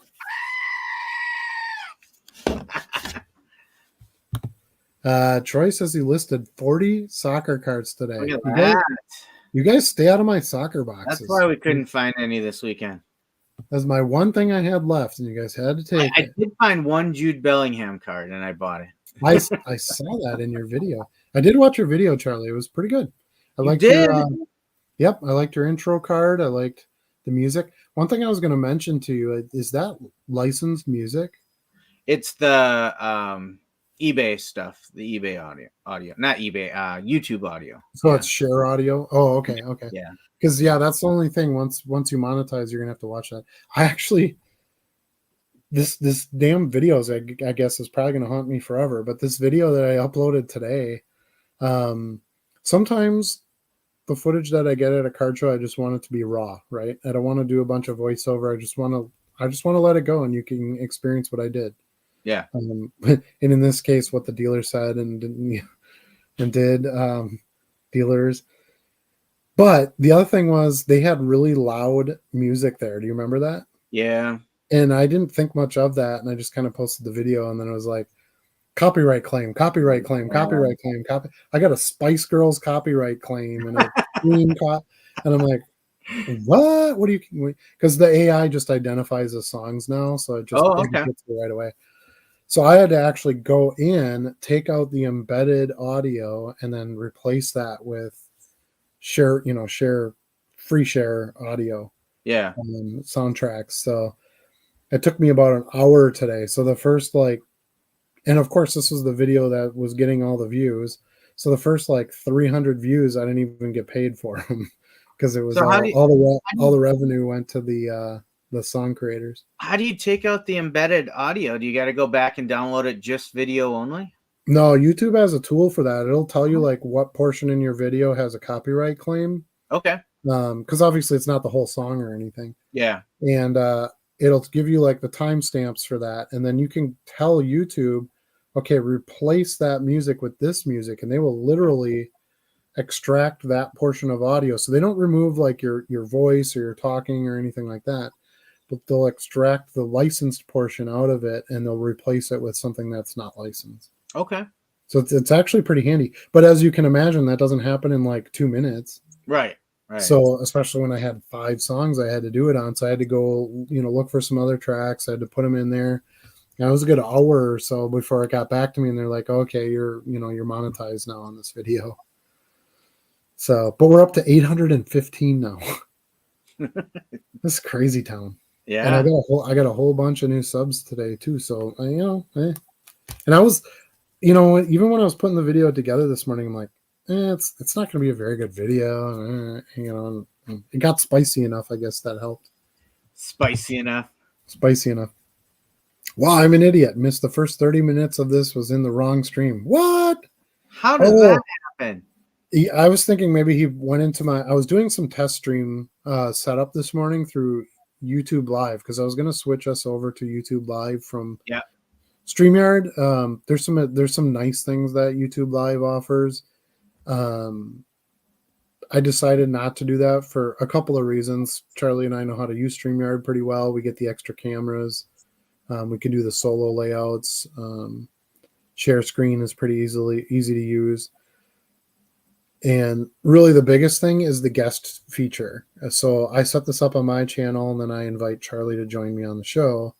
He simply has to accept it, and I throw him in on the feed, and we're good to go. YouTube Live does not do a good job of that. I still have to use another platform to add guests. Really? Which would sort of defeat the purpose. And most of them cost money besides, which we use the free StreamYard version. That's why you see the little duck up in the corner there. Right. The main reason I wanted to do it was to allow the super chats, and we could add we could do polling, and there's a couple of nice features that YouTube Live has that StreamYard doesn't offer. However, that being said, we continue to do this, we continue to grow, and there's some revenue there from doing this. I will consider purchasing the StreamYard Pro version. Then we get a whole bunch of cool tools. We can do all kinds of video background stuff, and there's different banners. I can replace the little duck with, a Stuart Live logo or something cool like that. And, I think it would be fun instead of having because the StreamYard has a little duck with the headphones on it. Yep. We should have like Stuart with the little headphones, and then have it be like StewYard or something, powered by Oh, StewYard, just to kind of just a play on StreamYard. I think that would be kind of fun. that would be fun. So I think the StreamYard purchase option will be a good option for us. It still won't allow the super chats, which is something I wanted to allow, because I've once in a while I'll get a message from somebody that says, "Hey, can I do a contribution?" I don't have a Patreon or anything like that. Maybe someday we'll do that. But I would really like a lot more participation in the live, and I think super chats would be fun. It'd be a way for somebody to donate, to support the program. We can highlight their chat. You can kind of get yourself a little more involved in the chat that way. Yeah. So that was something that I was looking to add, but I think for this point in time, we're going to continue with the free StreamYard, and we have seen quite a bit of growth since we started doing this. That I think at potentially that will the revenue will be there to pay for the other StreamYard, Okay. and then we can do a little bit more too. Because it's really, the whole point really in doing this is to get all of you involved. I make videos all the time where it's just me talking, out of my butt, and showing you what I'm doing, and you guys have to listen to it and deal with it. You can't input on it other than in the, comment section. Yeah. But we wanted to do this so that we can involve more of our viewers and Stewart's fans and things like that, to be honest with you. Stewart's fans. Those Is that like OnlyFans, but with goats? That's a I don't think that's a rabbit goat hole we want to yeah, I think there's enough potential here to see the growth where we can expand this into something that offers even some more features. Maybe bring in some more guests. I've talked to a few other people that maybe I would like to have on the show, and the free StreamYard isn't a great option for doing that. So that would be something we want to wait until we have the money to pay for the pro version. So anyway, not that any of you were asking what was going on there, but he mentioned he was in the wrong stream, and I think maybe he popped into my preview one that I was loading on YouTube Live. Oh, that could be, yeah. Because you can't see any of the features in YouTube Live until you go in there to create a feed. Obviously, I wasn't live or anything like that, but I created the feed, which I've noticed sometimes that'll send out notifications like, right. Hey, this is a scheduled video or something like that, and it's not the case. Weston wants to know if Charlie has a YouTube channel. He does. It's called The Dollar Box. Subscribe. It's weird. Every time I tell someone to go check out my YouTube video, it like redirects them to The Dollar Box. I don't know what that's all about. YouTube's not dumb, my friend. They know what the real is. Yeah. We do work together though, and we do a lot of cross-platform, cross channel promotion marketing as well. Yeah. Yep. So I started I guess last month sometime, right? Is when I first posted my first video. About 3 or 4 in now, maybe. Yeah. Well, like I told you, Adam, I think it's something I'm very new at, and in my mind, like when you're trying to exercise a new skill, you're only gonna get better by doing more of it, right? So Adam was giving me a hard time the other day. He's like, "Man, you're popping out videos left and right now," and I'm like, "Well, if you don't work on the skill, you're not gonna get any better at it, right?" So. And for those of you who are new here, Charlie and I just like to have fun. We poke at each other. It's all in fun. It's not a hey, the Brewers are good too. Sure they are. Yeah. But we it's just fun. It's a little good razzing. We enjoy each other's company. So it's fun when we get to go to the shows together. That being said, we have a really good show coming up. A Friday show. How cool is that? I get to work on a work day instead of a Saturday. So Charlie was able to get himself off of his daily job, and we're going to head out to Eau Claire. It's about 2.5 hour drive. and hit that show. We've heard good things about it. It was promoted in our chat last week. So just to mention that, if any of you are going to be out at the Eau Claire show, we'll be there on that Friday the 26th. Yep. But yes, Charlie. Sorry, I didn't mean to steal your thunder here. Charlie does have a YouTube channel. You want to put your channel name in the. You know what you should do? You should change your. Well, actually, you do. You have Charlie at. Let's see if you let me put it in there. Right, last time it blocked it a little bit when I tried to do that, but yeah, because it doesn't want you to promote another channel. That's why. But yeah, I did. Actually, I was on our living room TV, and I was upstairs with our boys, and I was like, "Hey, you want to see the?" I put a little teaser video out for the live today, and I was like, "Hey, you want to see the teaser video?" And I went to do it on our living room TV, which is not signed into my account, so I had to actually search it. So right, I can verify if you put in JC3 cards and search, it will be one of the options. You'll see Stuart come up in the picture, and you'll know that's the one, right? Yeah. Stuart and his missing ear, I'll tell you. But I did put the channel link in. Well, not the link, but the channel name in the chat here. It is JC3 Cards and Collectibles. You know, I wonder if Stuart removed his ear himself so he doesn't have to listen to us anymore. You know, that was like his motivation. That's possible. He might have said, "Hey, man, I'm tired of hearing about these rabbit goat holes." So, okay. So it's Vincent Van Gogh, right? With the missing ear. Yeah. And then there's Evander Holyfield, right? Yeah. Missing ear. So let's say we call him Evander Van Gogh. Evander Van Gogh. Well, so here's the thing. I jokingly so we got to back up a little bit here. Do you remember who came up with the name for Stuart? It was your kid, wasn't it? It was my son Caleb named Stuart. Yeah.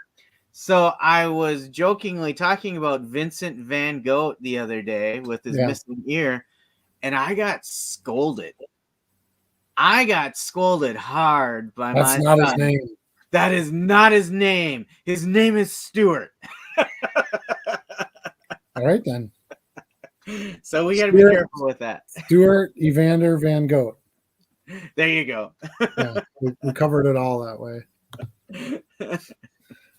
Bill says he listed 25 cards today and 75 Ren and Stimpy cards today. Those are a couple of my favorites. So good on you. Hopefully you do well with those. Cardboard says SCR Sports Card Radio. Oh yeah, that makes sense. I don't watch. Yeah, I don't watch a lot of their stuff. They're kind of the like card content police. So they sort of bust content creators when they lie or there's, scams in a break, that kind of thing. Okay. Blake Martinez type stories, right? Sure. Yeah. MD says, what was wrong with the dealer? I watched and saw nothing wrong with it. I don't know, but some people were in arms that they didn't care for his personality, I think. Right. And how I think that chewing tobacco caught people off guard because you don't see that very often anymore. Right.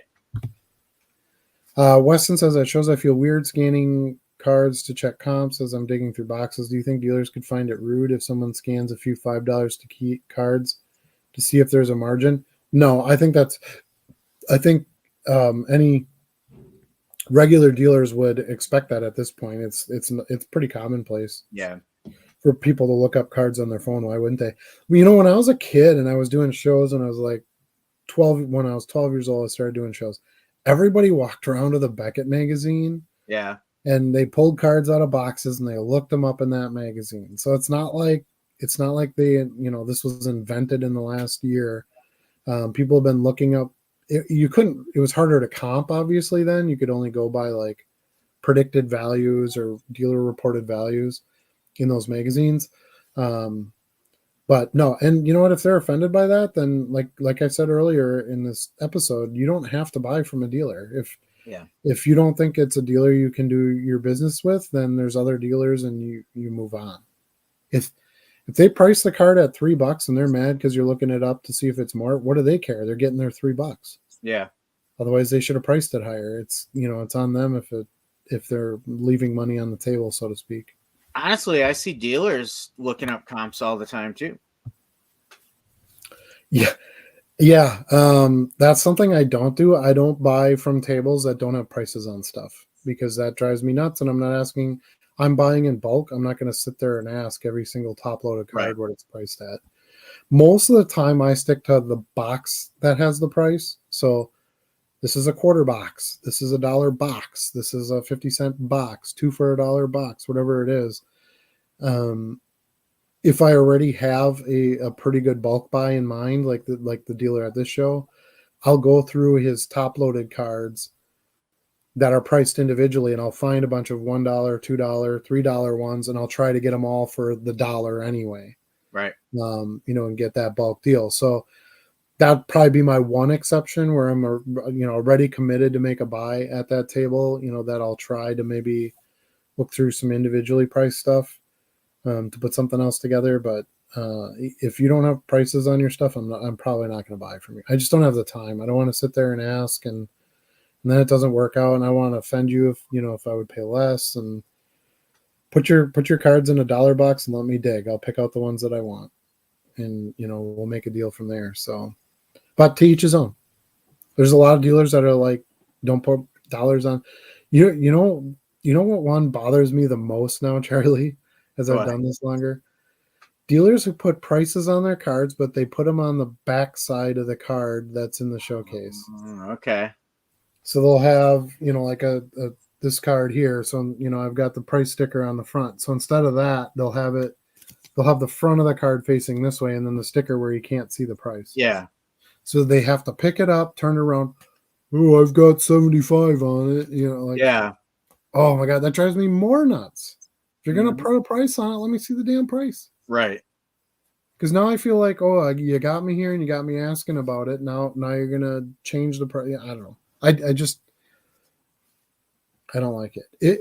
If I went into Target, for example, right, and I went down all the shelves and there was no price, they have all the chips and the salsas and all that in the aisles, but there's no prices on anything.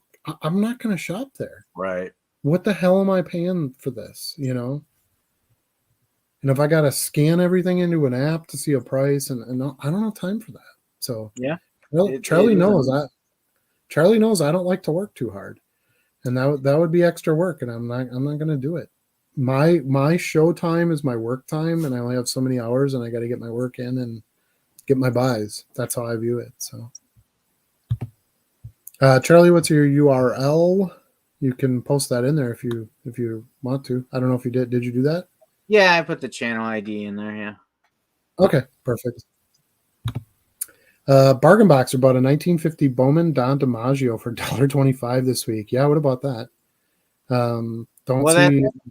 That's the thing. It was Don DiMaggio, not Dom. It was his brother Dom. Is that Joe's uncle? Joe DiMaggio's uncle? We know what you meant, though, Bargain Boxer. And this dealer that I bought all this stuff from, he did have some vintage baseball, but it was $3 a card or whatever. I have I like commons when I'm buying vintage because I'm a low end dealer. Yep. And I really struggle at shows to buy them. Now there's plenty of lots and things, collections, box breaks, set breaks, whatever. Online you can buy, so it's not a big deal. I can get the inventory for that, but to buy it local has been quite a struggle. Even at like the National, it's hard because most of the vintage dealers they're pricing each individual card, and they don't, it's not, hey, here's a box of vintage, 50 cents a card, where I can really just hit a bulk deal on it. So, and I like vintage football over baseball, and most of the vintage I find is baseball. Yep. At shows.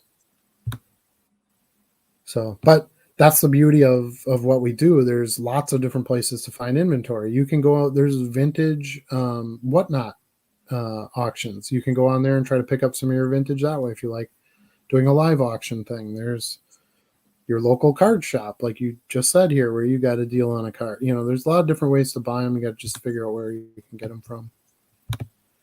Bargain Boxer says JC3 Collectibles.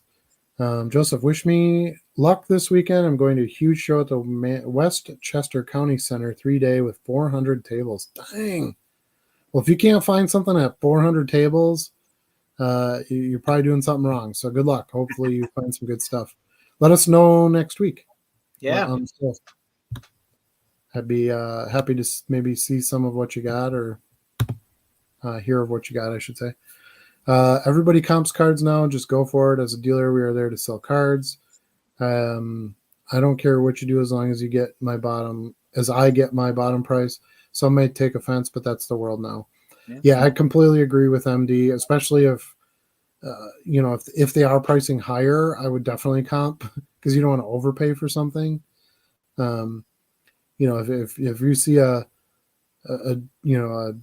Jordan Love rookie card for $1, you might want to just buy it and know that you did okay on that, versus this Jordan Love rookie is $15. I don't know where the market is on that now. I know it's gone up, but has it gone up to 15? Right. There are certain things that you might want, and that's why I'm using him as the example, because obviously he's had some heat in the market in the past couple of weeks. Those are probably the ones we want to spend more of that time on. If it's a 1987 Topps based John Elway, that probably hasn't moved much in the past few years. So you should just have a pretty good idea in your head on some of those, what you would pay, and what you can get for them if you're looking at it for resale. If you're buying it as a PC card, then it's up to you. It's what you think is the value. It doesn't matter what anything sells for. If you feel like you would be happy to have that card for $3 in your collection, pay the $3. Maybe still try to get a deal on it, but at least at his price or her price. That you're getting it, for a price that would fit for you to be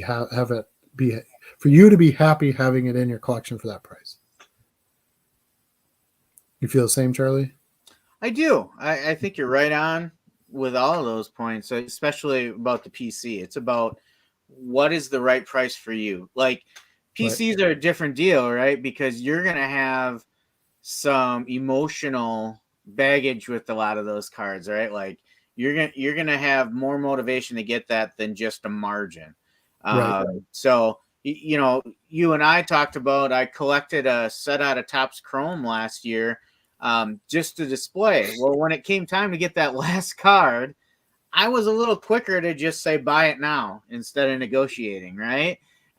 So it's definitely going to be different with your PC cards. For the others, I think, you got to know the market a little bit and understand what's got heat, what's been sitting for a while, and know when to pull out that tool to comp it. But there's nothing wrong with comping it. That's routine in the marketplace now. Everybody does it.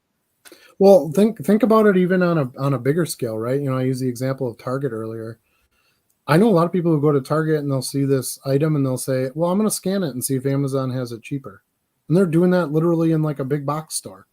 So it's price comparisons, and being a savvy shopper and an informed consumer has gotten us really far in our economy. We are no longer being scammed by all the companies because we have access to what things should cost.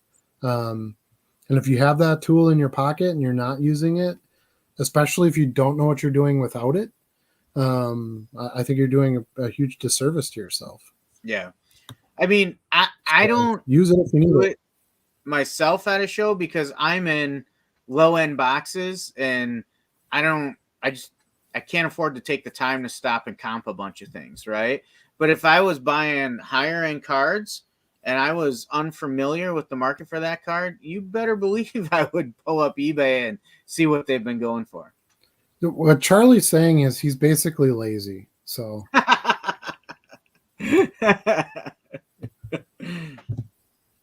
Bargain Boxer says, I've never comped and been collecting since 74. Yes, because you are a buyer. You're a collector. So for you, yes, I completely agree. That makes sense. There's no reason to see what others have sold for if you're buying it for yourself.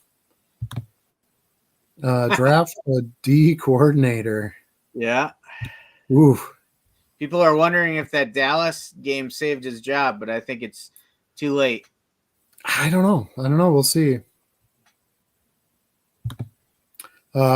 Charles' channel is JC3. That's funny, Charles. Charles. That's my boys calling me Charles. That's really weird and awkward. Your formal father. MD says Rodgers, Manning, Brady, Breeze, Mahomes are the most successful over the past 30 years. Let's not discount Aaron's career because you have a personal vendetta against a guy and like a guy who stole from the poor, LOL. Allegedly. That was me with the SI non-perforation. Yes, it was you that messaged me. I was lucky enough to fold and get them out. Just damaged one card, unfortunately. It was T. Hill. Tyreek Hill, yeah. I had Hill. trouble with his card too. It's funny that he mentions that. That was the one card that I could not get out clean. Yeah, I didn't have any problems with mine. My perforation was good, but I definitely know what you guys are talking about. I've ripped hundreds. I was going to say thousands, but that would be too much. I've ripped hundreds of pages out of magazines, or even just gotten the pages and torn out the cards. And there's been a bunch of them where they're maybe there's a tad bit of the perforation, but not enough, to really get a good tear. And yeah, you just literally have to make a crease or use an X-Acto, to give it a little. I wouldn't even do that because I would still be cutting. Yeah, just kind of fold it and make sure you get as clean a tear as you can get. And that's just part of the risk of Sports Illustrated for Kids cards is damage. So I don't know if you do what I did, but I actually pulled the staples out so I could pull the whole sheet out and then work on the perforation. Do you do that? Yeah. So I tear the full sheet out first. Then I take the 3 long panels because that always has the best perforation on it. Mm-hmm. So I'll bend it so I've got the 3 long panels, and then the top to bottom parts is where I kind of usually that's where the perforation isn't as good. Yeah, and I kind of do. I made a video about this, how I take the cards out of the magazine. So if you got a chance, go look that up on the channel. But yeah, I basically have my 8-fold step. I go 1, 2, 3, 8 times. And then I know I'm pretty safe. I'll try to get, one, like a little bit of tear on the one side. If I don't feel like it's going okay, I'll flip it over and try to get a little tear on the other side. And in 99% of the cases, you'll be able to, to get that out pretty clean. Yeah. Yeah. And if not, then if not, sell it as a card with a tear and, sell it cheap and see if somebody can, if you can still get a sale out of it. Otherwise, yeah, you lost out on that one. Yeah. The one word I would say about that whole process is patience. You got to be patient with it. Take your time. I would say 2 things. One is patience. The other is don't cut it. Yeah. Because no matter what you do, if you're cutting them out, I've bought some, like, because I buy collections and lots and stuff of those, and I've gotten some where they were cut out. It might have been cut out 20 years ago. Who knows? And I'll get a sale on them once in a while, but generally my perforated copies are the first ones to go. So the market likes the perforation, and when you grade them, they won't grade clean without perforation from like PSA and stuff. MD says, I wish people would understand nobody wants to listen to blaring music. Soft background music's fine, but don't really need any, in my opinion. Yeah, I think you mean the music that they were playing at the show. I thought it seemed pretty loud there too. It was louder than it really needed to be. And it was tough because we were in a basketball arena, so like everything just really rings out besides. But yeah. I keep having one specific card being returned to me saying add 40-cent non-machinable. Just a top load card. Ever had this issue? I've tried sending out again. It was just returned again. Yeah, I've had it where I got my post office sent me a whole stack of mail back, and I literally just pull the add postage stickers off of them and I put them right back in the mailbox. I've never had a problem sending them out the second time. Clearly, maybe yours is actually too thick and you need to add the 40 cents. And that's why I came back again. I don't know. Yeah, I think Ryan Sells has brought this up before, so I'm curious if this is another one now that happened since we talked last time. I have not had this happen to me yet, but I think we really need to know more about your process. What are you mailing out? What are you using to send it? Um, I think Adam's right. Like it's got to be either too firm or too thick. Those are the only two things that I'm aware of that really cause issues with eBay standard envelope. But it I don't think we can fully help you without understanding the whole process you're going through. Well, the other thing I was just thinking is, can you take it out of a top load and put it into a card saver? Yeah. Well, that might, kind of thin it out enough and keep it from being quite as rigid, and it might get through that way. Yep. Now that you have it back, you can easily, I've done this before, just cut a little side of the envelope off, slide the card out, put it into a different holder, put it back in, and then just tape the end of the envelope. So you don't have to reprint the label or use a new envelope or anything. But maybe in this case, that would be worth doing because you don't want it to come back a third time for sure. And you'd really hate to have to contact the customer and say, I can't get this thing to you. I got to refund you. Yeah. Yeah. That would be the not best option. MD said he had a pop-up notification at 7:30 that we were live. That's weird. The only thing I can think of, like I said, is the one that I set up as a template or whatever when I was doing YouTube Live. YouTube Live is not a very good function. I know it's newer. It's only been out for a couple of years, but it doesn't work very well. If you just want to do like a quickie video of yourself, oh hey guys, I'm here, that sort of quickie blog type stuff, or vlog I should say. But yeah, for the purposes of actually streaming content, it's just not that good. Yeah. I had some issue and called eBay about issue, and they refunded me to ship again. I could see that happening. I try not to call you again, just time and everything else. I try not to call eBay too much on stuff. If I have to eat a return once in a while or something like that, I just do it. It's calling for 40 cents isn't really going to be worth it for me. Honestly, the other thing I think about with Ryan Sells and his issue, I'm curious, like where you live. Are you in a metro area? Are you in a rural area? Because you just might have a jack in your post office that is being difficult. Yeah, that definitely could be the case. Because it'll be funny. I'll mail basically the same envelopes, 100 of them in one day and not get any of them back, and then I'll mail 100 another day and I get 20 of them back saying they want, like, what happened with these 100 that somebody had to grab them. So I don't know, but in your case, if it came back a second time, there might be a real issue and you might be too thick, or like Charlie said, too rigid. Try to change out the top load and see if that'll work if you want to send it again. Johnny M has joined us. Good evening, all. Good evening to you as well. Degen Terp, Stuart fan site. Yikes, Charlie. It would look a little like this. Oh, the man. Wrong end up there. Notice his tail's always up. He's ready for action.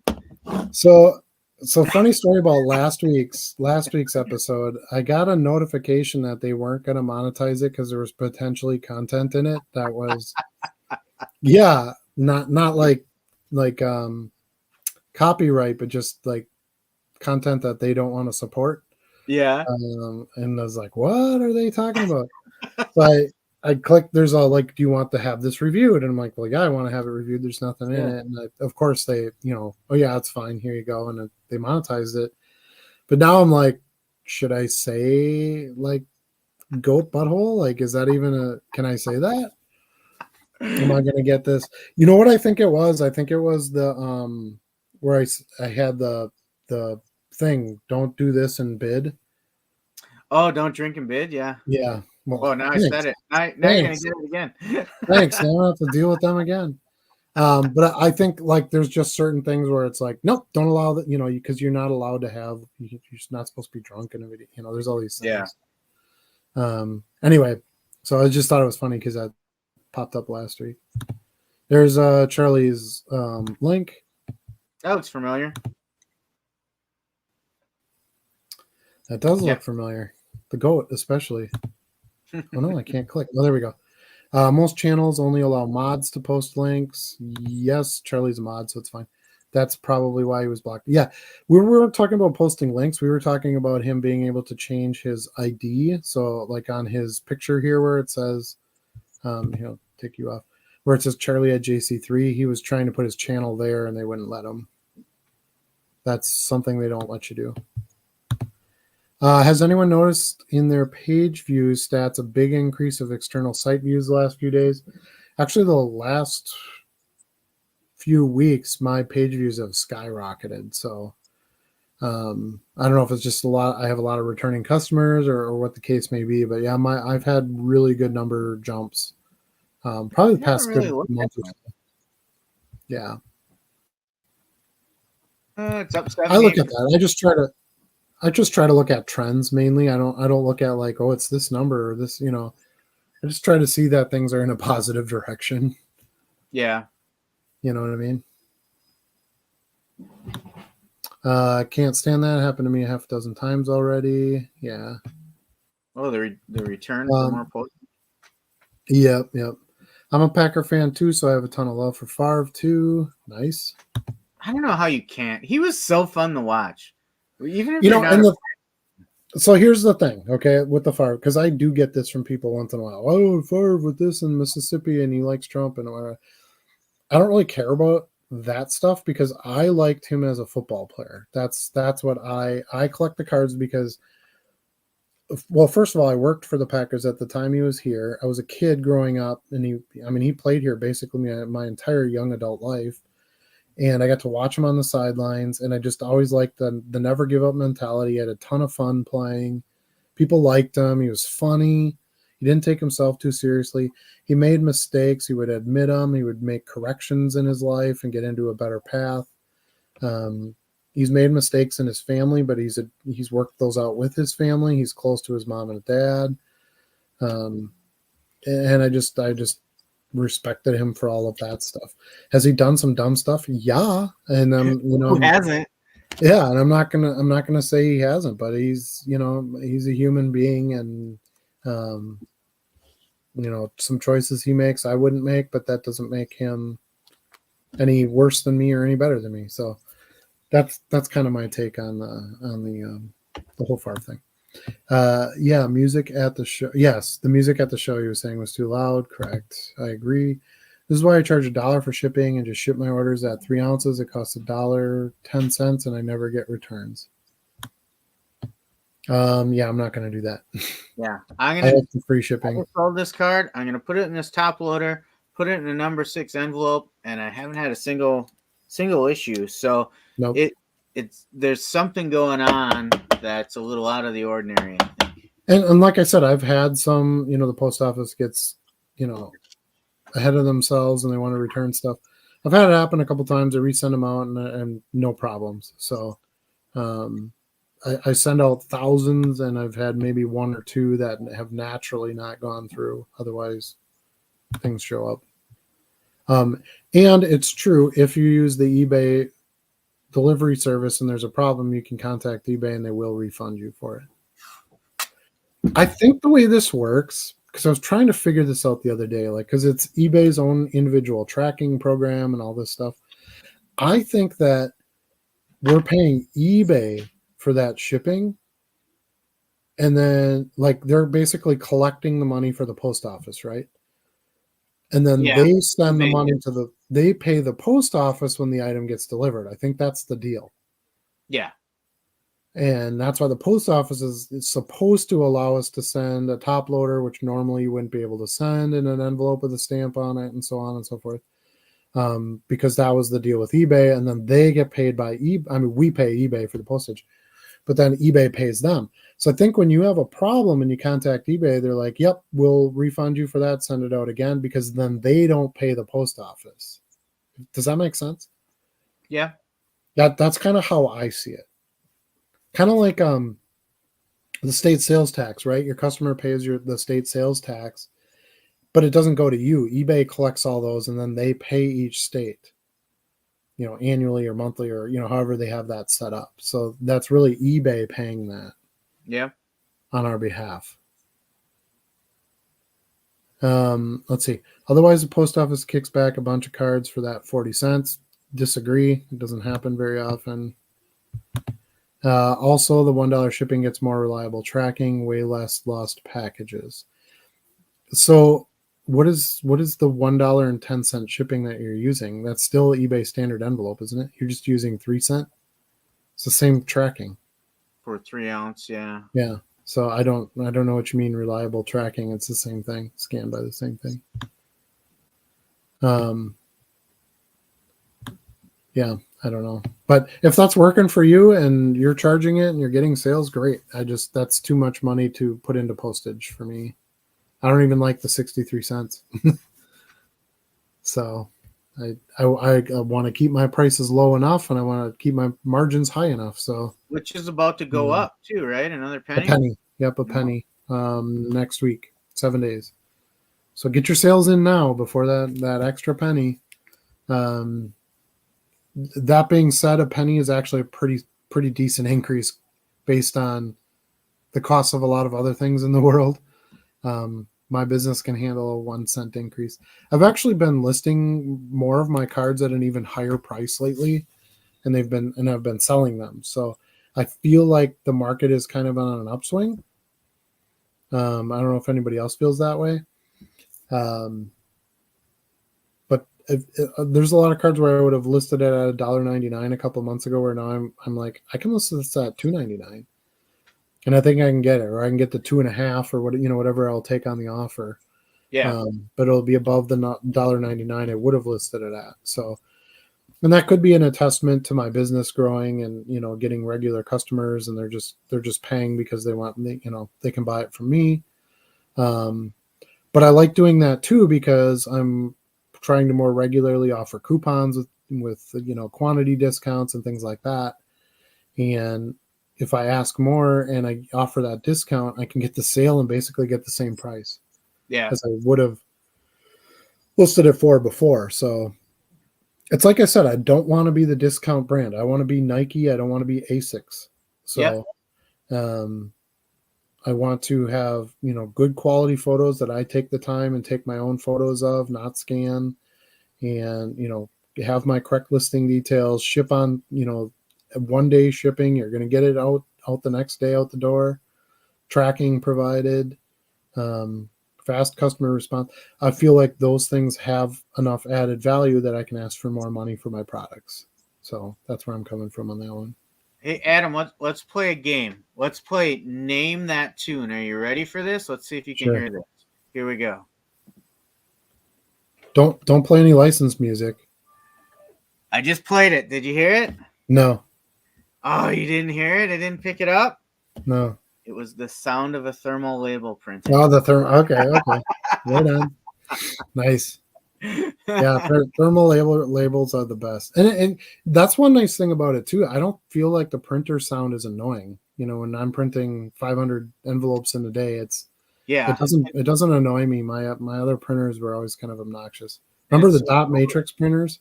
Oh yeah. Yeah. Oh god, those were terrible. And the paper on the little wheels that had to spin on, Yeah. It's no good. Patty wants to know what we charge for shipping, and that is a big old zero. So, and we've gone over this before, but we do have a lot of new people actually in the chat tonight. And I'm sure some new viewers watching this video outside of the live as well. I don't charge shipping for a couple of reasons. The main one is because we sell low-end cards and we're trying to sell quantity. And I want the shipping process and combined shipping and all that stuff to be as simple as possible. Not just for my customer, but also for me. Yeah. It's no shipping. So buy all your stuff, pay for your cards, and they're going to come to your house or wherever you're having them delivered. So that I don't want the hassle for either end of the people in that transaction.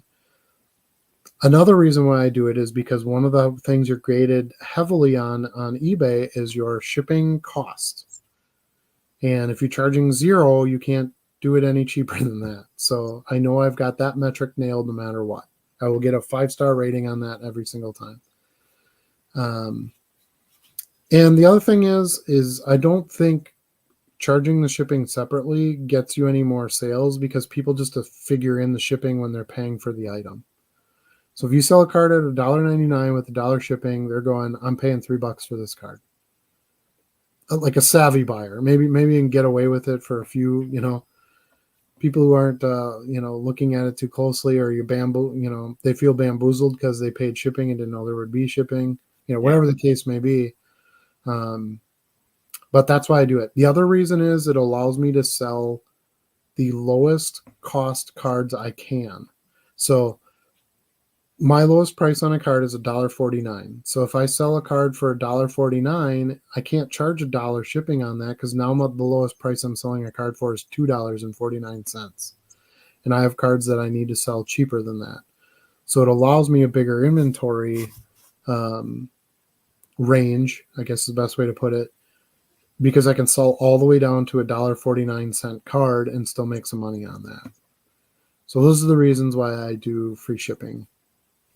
Now, you only do free shipping on eBay standard envelope, though, right? If you go Ground Advantage or some bigger items, then you pass through shipping, right? Correct. Because if it's going to be a bigger item, people assume there's going to be shipping, a shipping expense for that item. So I've always done that, and I've had no problems with that either. And when those people are leaving feedback and grading me on shipping, you're talking like just a few items a year versus thousands a month. Even if somebody gave me a 4.9 or something on, by the way, I have 5 stars on every single category, and I'm proud of that, and I like that. I want to maintain that. But even so, if a transaction or two where you had to charge shipping on something because of the increased cost of shipping, and they gave you a 4.9, you're still going to be fine. Yeah. So. Now, I do not pass anything through anymore. I did, so that I did pass everything through when I started, and then we had some conversations and I switched. I felt like it really helped increase volume through my store, sales volume. But I still don't pass anything through, even for Ground Advantage or anything. I price it accordingly to what I think it's going to cost me to ship it, and just go from there. Yeah, because that's the other option. If you're not charging shipping, you're adding it into you should be adding it into the price of your item. Yeah. So my cards are not priced at the lowest price on the market. My cards are priced at a premium brand price, is the best way I would like to put it. And then that gives me some leeway to accept offers, give bulk discounts, things like that, offer coupons, whatever the case may be. So not having that shipping as an additional thing, I don't have to think about that when I'm doing my numbers. So I can make the math a little easier. And the reality is, and we've had this conversation in our chat group before too, is that the reality is a buyer, whether the shipping is included or separate, that's the total price of the card. Even if you're just looking at comping prices, some have the shipping isolated, some of it's baked in, but ultimately you're paying the total full price for that amount. So it shouldn't matter whether you're passing it through or if you have it baked into the price. As long as the total amount out of their pocket is comparable to what's going in the market, it shouldn't matter. Right. Yeah, and that's kind of what I meant earlier when I said, you're not fooling anybody if you're charging this much for the card and $1 shipping. They're just adding $1 to the price of the card. So you could just do that on your end and not have to deal with a shipping cost at all. So, yeah, that's it for the chat right now. So it's been a little bit slower chat this week, which is kind of interesting. We've got 20 viewers right now. So, Cold weather. Cold weather.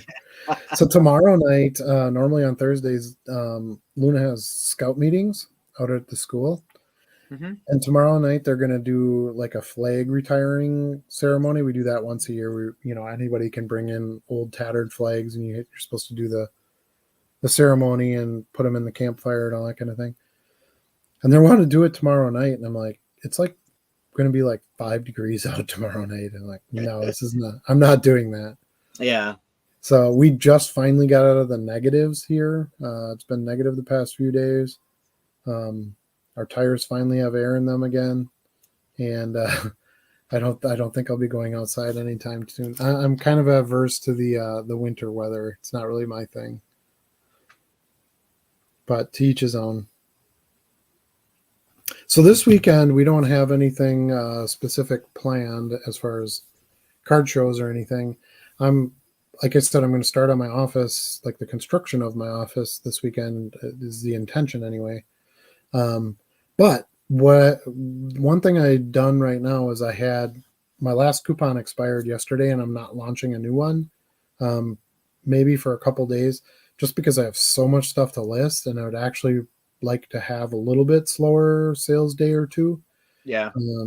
Just to try to get some things put away, some stuff picked up, so that when my new office is done, I don't have as much stuff laying around that I got to try to account for when I'm trying to move it. So Sure. That's kind of my plans for this week. I did get about 200 cards listed today. Let's see, how many listings am I at now? Let's see, 33,566. So haven't been growing a whole lot since the beginning of December, just because we've been selling so much. Yeah. But I did manage to, I'm at least in the I'm at least at more listings than I was at the beginning of December. So, yeah, have you been working on lists? I know you've been working obviously on your thermal printer, and some YouTube videos is kind of your new thing, but what about as far as like listings and inventory and sales? Yeah. I am actually making a lot of gains on listing. Obviously, in the fall when I'm coaching football, I took a big hit on my time available to list. So things kind of stalled there for a while, but between just freeing up some of my schedule again this winter, and I tweaked a few things on my listing process, I am really making some headway now. So it was just maybe, gosh, I feel like it was only 3 weeks ago I sent you a message and say, hey, I joined the 2K club. I just got over 2,000 listings. Well, I believe before I finish this week, I'll be at 3,000 already. Wow. Now, yeah, I'm at 28, 25 as of right now. It's nice when you pick up a nice chunk of fresh inventory too. It starts motivating you to get stuff on, and right. And then your sales pick up, and then you got to deal with that. And so it's definitely a revolving door to some degree, but you can control your sales a little bit. You can not offer discounts, and you can cancel some of that stuff and just go with. I'll still get plenty of sales, but it's just full price sales. Yep. So it's smaller quantities generally, things like that. And that moves a little bit quicker, and it allows you some time to do some other things. So as you get bigger, that's something that y'all are going to have to think about a little bit more.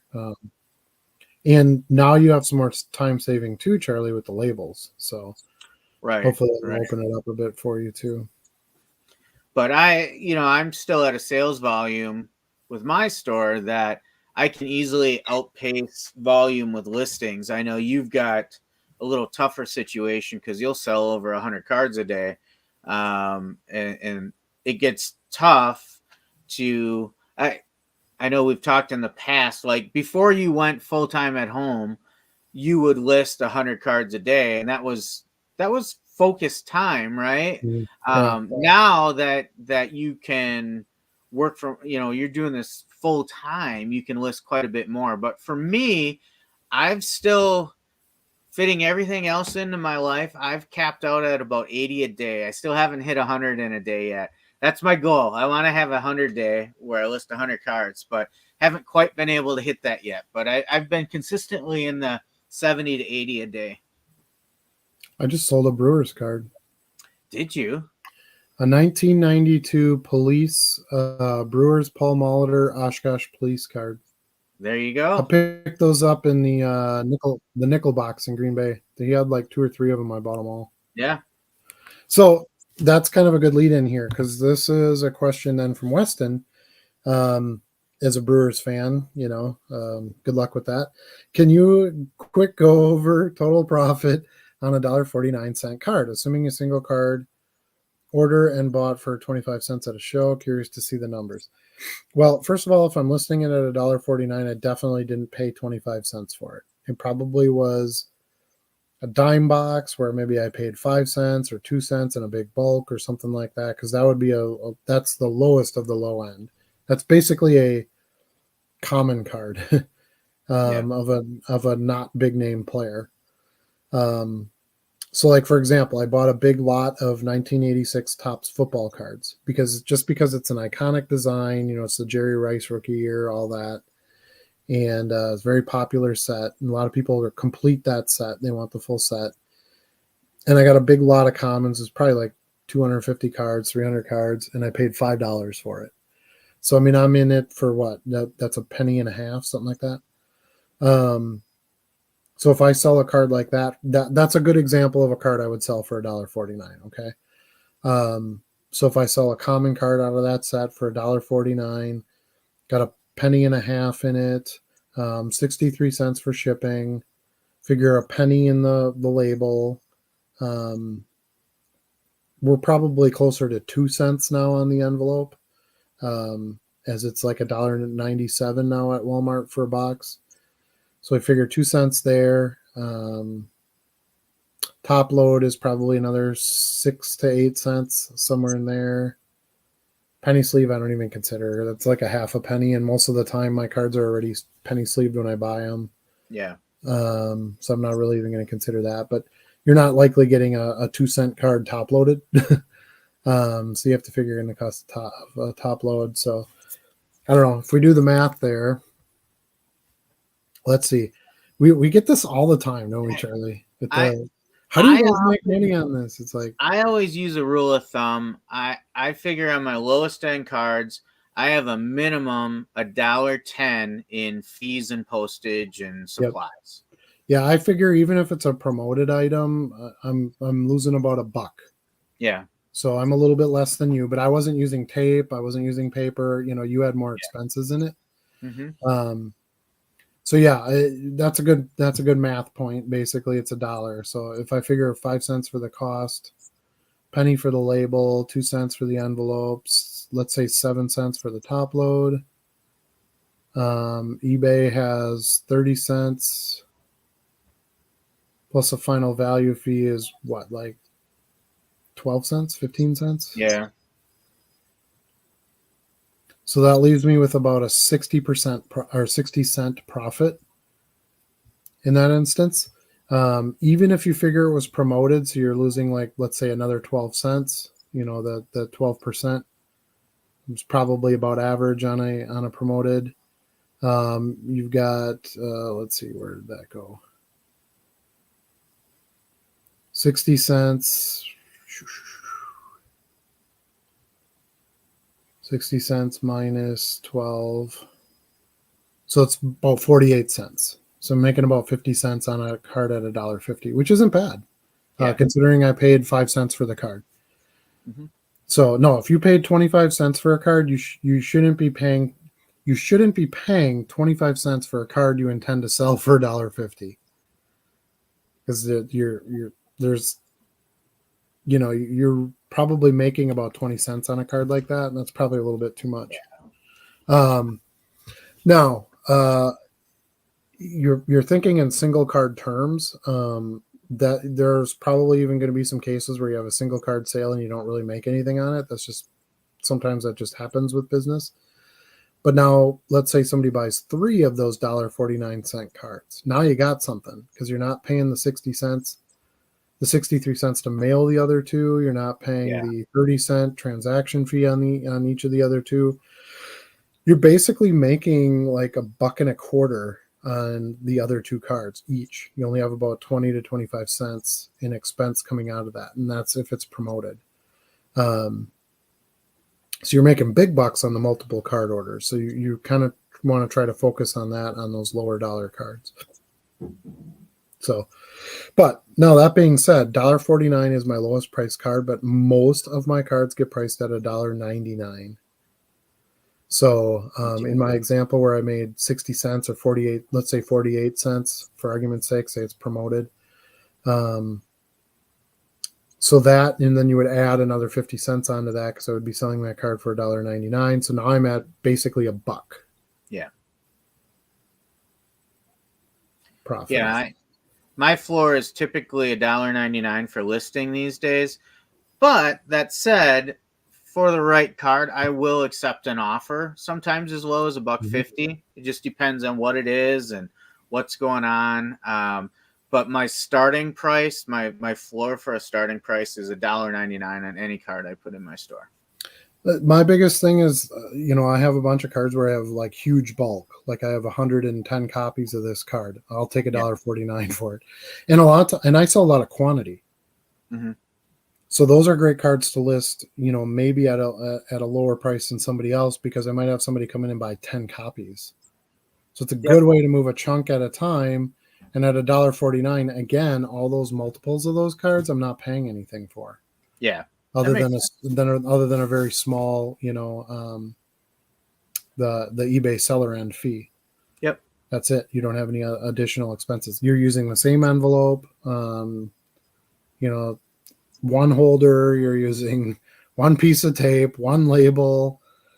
One transaction fee. Like it all gets bulked into the one. So anytime you get past selling just one card, you have pretty decent profit. You're not going to make a ton on the one card at $1.49. That's correct.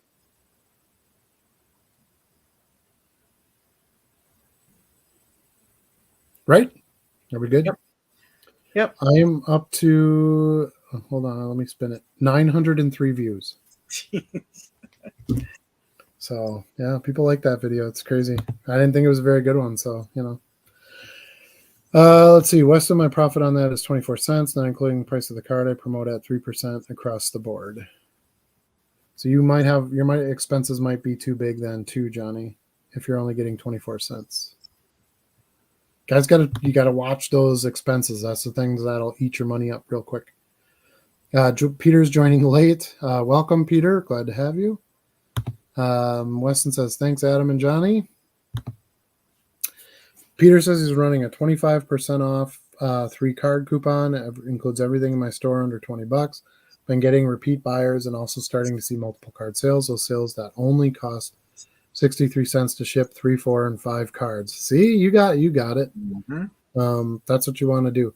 Now, a small tip on the coupon side, now that I've been running them for a while, I would never want to go as low as 3 cards. And I'll tell you why. Because I want to try to get people to buy the amount of cards that I can max out a holder. Okay. So I would always want to do at least a 5 or a 6 card coupon. They're going to want to hit that coupon. So if they bought 3 cards, they'll buy 5.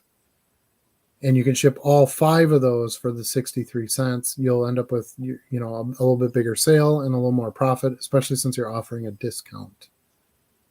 You're shaving some money off of each one of those cards as it is. Make sure you hit that 5 or 6 and put them all in a card saver and ship it out. So that'd be my one tip on that. Now, there's nothing wrong with 3 cards at 25%. That's perfectly fine.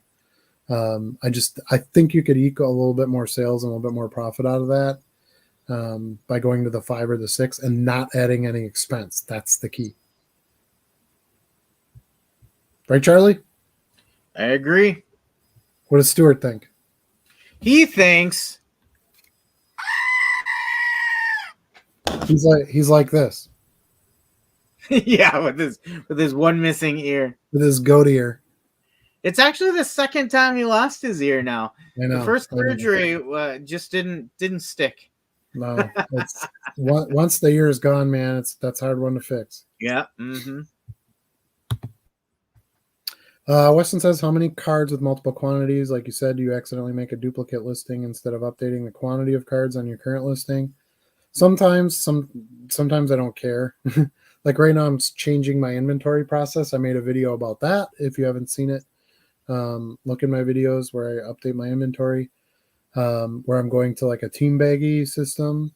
And, if I have cards listed in the other, I'm not taking my old inventory and switching it over, at least not yet. I'm kind of just letting that stuff sell and, sort of through attrition, getting everything over to the new set system. But yeah, if it's especially if it's a card I know I can sell in quantity, like Favre stuff, Brady stuff does well that way.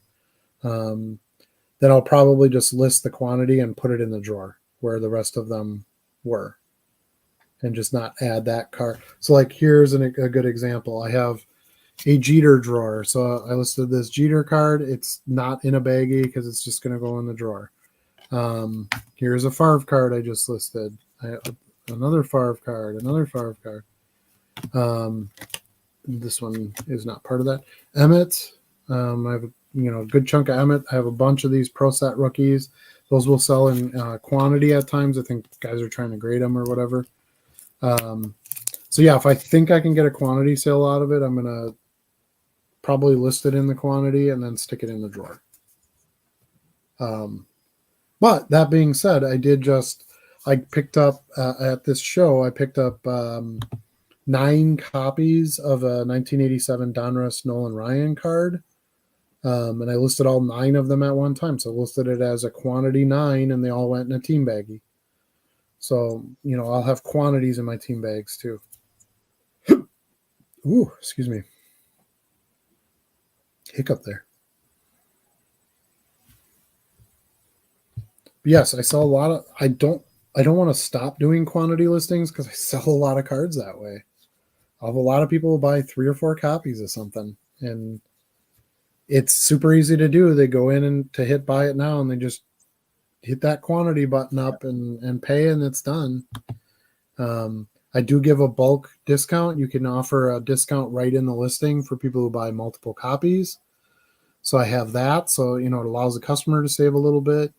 I think it's like 5% after the first copy, and then 10% if they buy 5 copies. I don't know. You can set the scale. I don't even remember what mine's set at, but you can entice somebody to buy more than 1 copy, and I think it definitely works. I can attest to that. I sell tons of them like that. Sometimes it's like 10 copies of 1 card. It's crazy. I don't know why somebody would want 10 of them, but so be it. So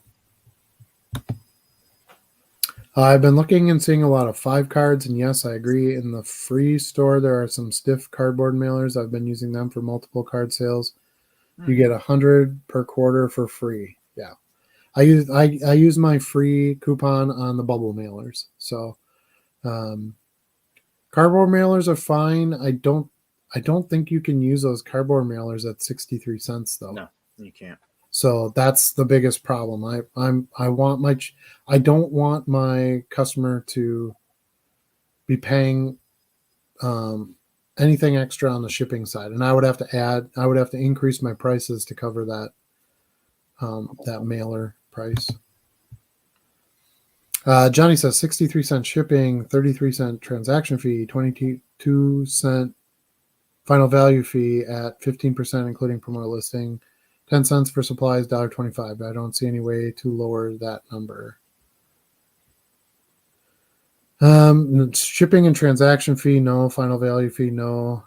At 15%, including promoted listing. See, I think your 10 cents for your supplies is... No, that's right. So that would be $1.25. And then if you paid, 25 cents for the card, then you'd be at $1 profit.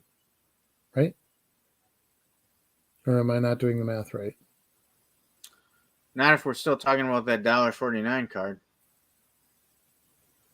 So what he's saying is his cost to send out a card is $1.25. Right. Any card. Yeah, I don't think that's right. I think the 22-cent At final 22 value cents is too high because it should be Yeah. 12%. Well, You have he to remember too. I'm also a preferred seller, or correct. so I get part of that 22 cents back. I get 10% of that back, so I get another 3 cents back. So $1.49. So he's probably on the free store, which Yeah. is higher. So my final value fee is like 17 point something cents, and then I get 10% of that back, so I get another, let's say 2. So my final value fee is like 15.5 cents on that item. Yeah. And 15% promoted is not correct. It's most of the promoted that I've seen. I mean, yeah, it does have a range, but most of the promoted I've paid is like 9% to like 12%. Yeah, I believe he's saying, So, he said before he does a 3% across the board, maybe. oh, okay. So I think he's saying the final value fee plus his promoted listings fee together is 15%. Got it. Okay. That makes sense. That makes sense. Yeah. Yeah, I mean, not everybody's fees are going to be exactly the same either. So price it so that you're there. Now, when I do list a card for $1.49, like I said, it's something that I have a lot of inventory of, so I'm okay with even a break-even sale here or there if I had to.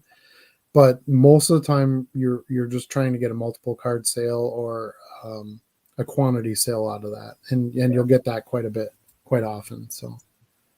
I had somebody just buy a bunch of like Barry Sanders Upper Deck base cards, like 92 Upper Deck and stuff like that. Yeah. And he bought 6 cards. So I sold a couple of them. I had listed at like $1.79 and he offered me $1.39, which I wouldn't take if it was a single card, but I took it because he bought 5 cards at $1.39. I made a bunch of money on that. Yeah. So you kind of have to do some of that math and make an exception if your customer is going to buy more cards. Yeah. And he probably could shave a couple pennies off the supply cost too, by buying bulk, buying used top loaders if you have to buy them, things like that. Yeah. And like I said, if you can be a top rated seller plus and get some of that final value fee, you can get a few cents back on that.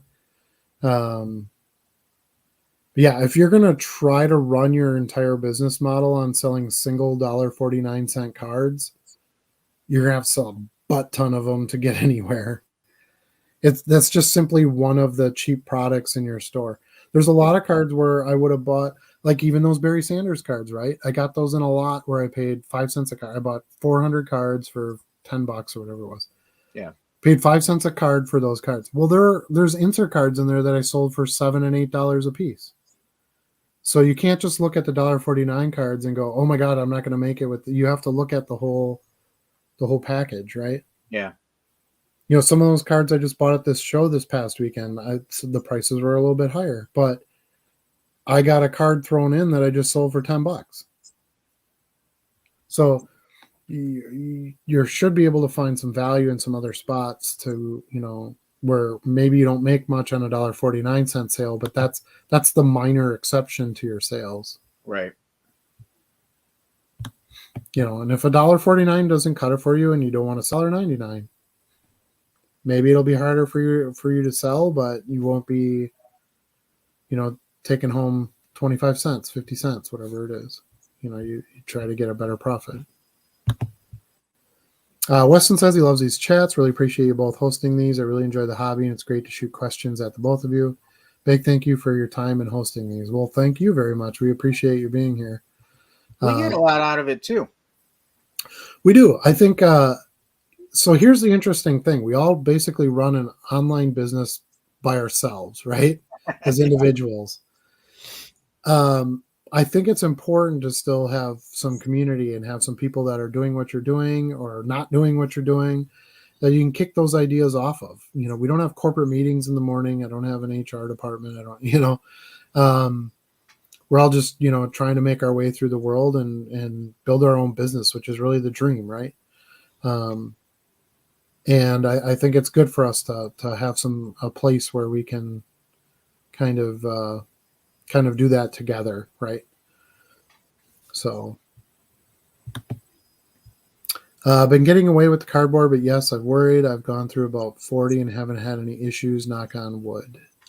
It's a cost benefit analysis, right? And if I remember right, Peter doesn't he sell more higher end cards than we do? I don't think so. No. So you're definitely going to get more protection out of the cardboard. The question you have to ask yourself is, for the cost savings on eBay standard envelope, is there that much more risk involved?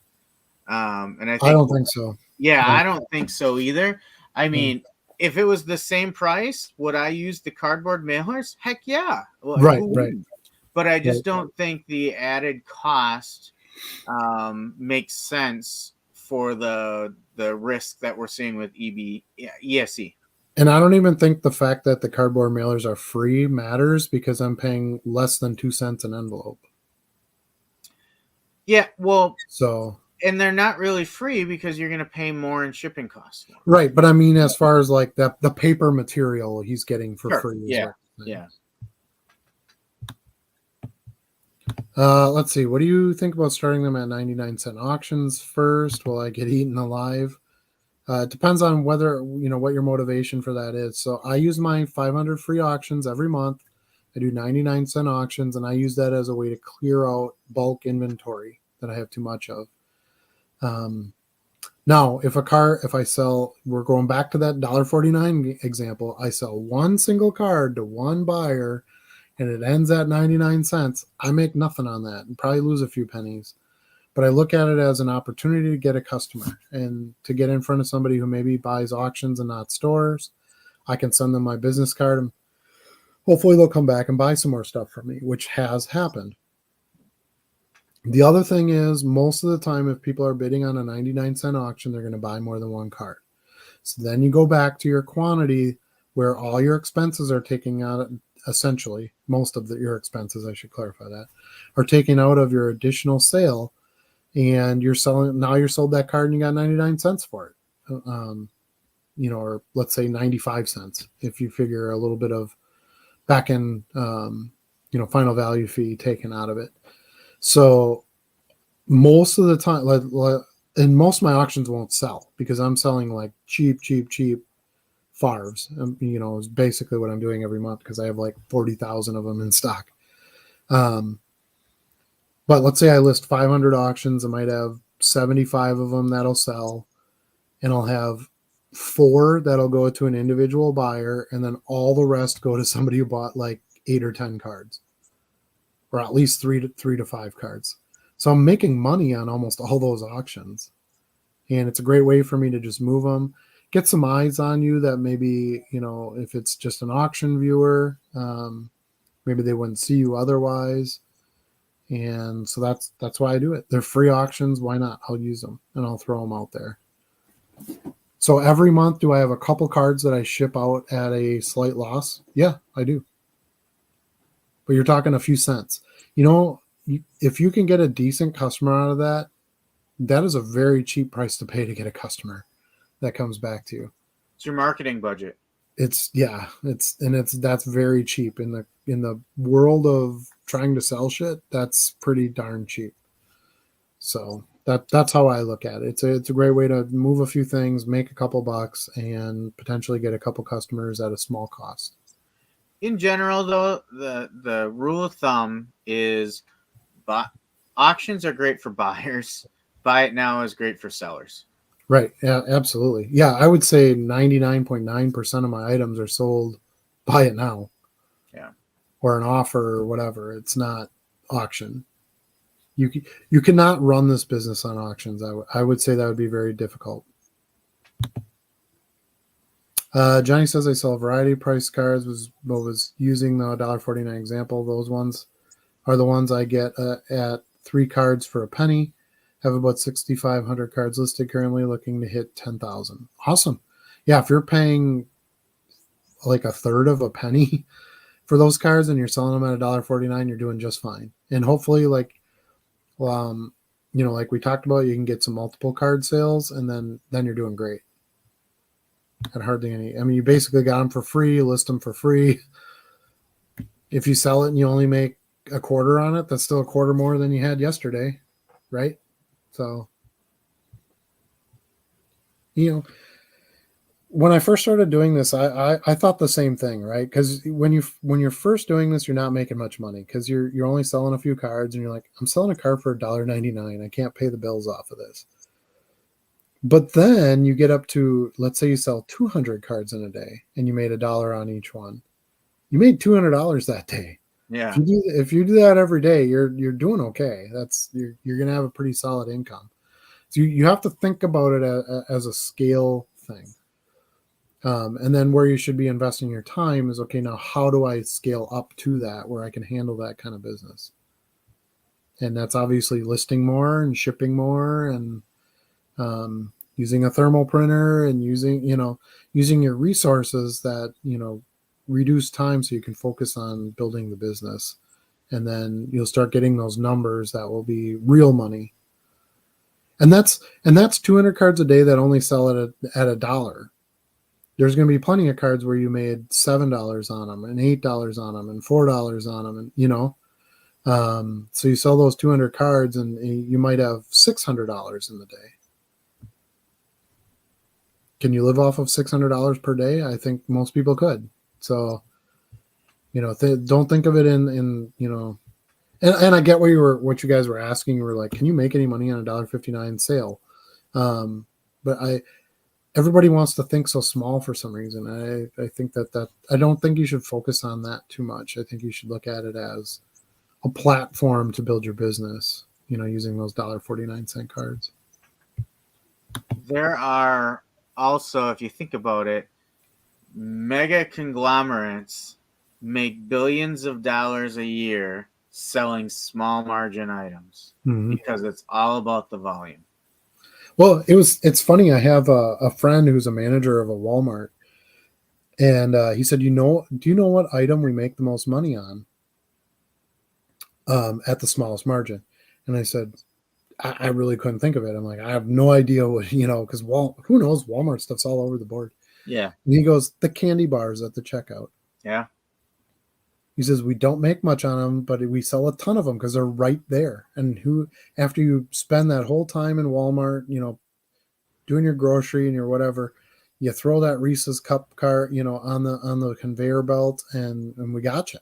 That's, each one, do we make a fortune on it? No, but there's just that, and like the soda, right? The soda right at the checkout. Those items.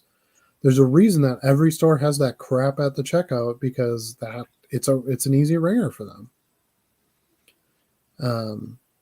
Now, if they were to have an entire meeting and go, how much money are we going to make off this $1.49 candy bar? Well, it's 11 cents. Well, we can't make a business doing that. Well, if you sell like 6.5 million of them a year, you can. Yeah. Right? It's all about that scale part of it. And right. Small margins can be okay, but then you need to do quantity. You have to do one or the other. The main reason I like the low end is I actually think there's a better profit opportunity than there are on any of the higher ends, because like he said, you can get those cards, 3 cards for a penny, and you're making $1 on each one. Dude, that's a serious margin. Yeah. Even after all your expenses and everything else. And remember, you don't have any of those expenses until what, Charlie? Until what, Adam? Until you make a sale. That's true. Yeah. You don't have to put any money into it other than the 1 penny you had to pay for the 3 cards. You have no capital into that. You list all those and they sit there until somebody wants to hand you $1 for it. It's awesome. Yeah. They don't take up much space. You can put thousands of them in a drawer or a box. The boxes are pretty cheap, to manage your inventory in. It's like a super low expense business. And then everybody wants their cut once you get a sale, but so be it. That's life. If you own a card shop, you got to buy all those cards ahead of time. You got to pay the insurance. You got to pay the electric bill. You got to pay the rent. You have all these expenses before you sell a damn card. True. So your advantage is you can bulk up your store as much as you want for no cost other than your inventory cost.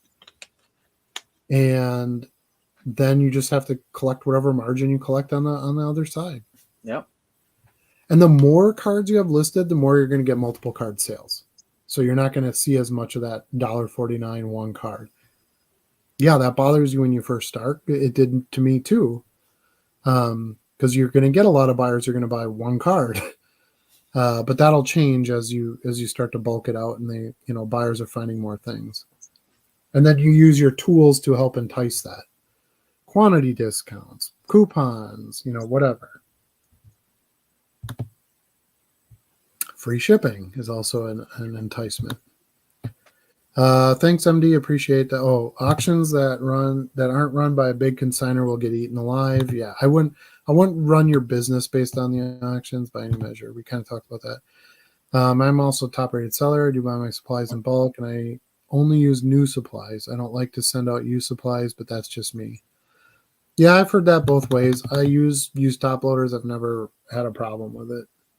I'll stay away from I think you get some of these where they're like just grody yellow, dark yellow, urine looking. Yeah. Type ones, stickers all over them. I'll generally just save those for like when I hand Charlie a card, I'll put him in those. So I don't want ones that are cracked and they still need to be in decent shape, but this is a used top loader. It doesn't look a whole lot less than a brand new top loader. So, but to each his own. You're right. It's now that I've found a distributor that I like and the prices that I like, the new top loaders are really not any more than buying a bulk used lot. Yeah. So I'm kind of trying to run my top loader supply down because, like I said, I'm moving offices and I want as less to move as possible, obviously. But when I need to buy a new supply of top loads, I am also considering buying new because it'll be easier. I just place the order. It's free shipping. They'll all be in good condition and all that, and I'll use those to ship them out. Do you start your auctions at the same time so they end at the same time, or do you try to stagger them by a few minutes? So I just have a bunch of auctions already built. Whatever doesn't sell, I just leave in my unsold box until the first of the month, and then I just relist them. So I'm only adding like maybe 60 to 100 auctions a month, and then I just launch them all at once. I just hit the relist button, so they end all at the same time basically. At Charlie, I don't sell higher end. 80% of my store is under $20. Also, I agree. Those of us with stores get 500 free auctions, and I'm not using them. I use mine. I have every month, and I've had good success with it. So I have not started using mine yet either. When I first started selling, I tried them a little bit, and I wasn't really happy with it, so I went away from it. I have not gone back to it yet. No, one of the advantages to the way I do it is every single listing I have is a FARV card. So I'm more likely to get somebody who's going to buy 3 or 4 cards versus you sell a Michael Irvin based card and a Brett Favre based card. You might not have a buyer for both those cards. Sure. So you have to think about it that way a little bit too. Since we're on the topic of margins, cheap single sales, I'd be interested to see the profit margin on eBay versus COMC. Have you ever tried COMC?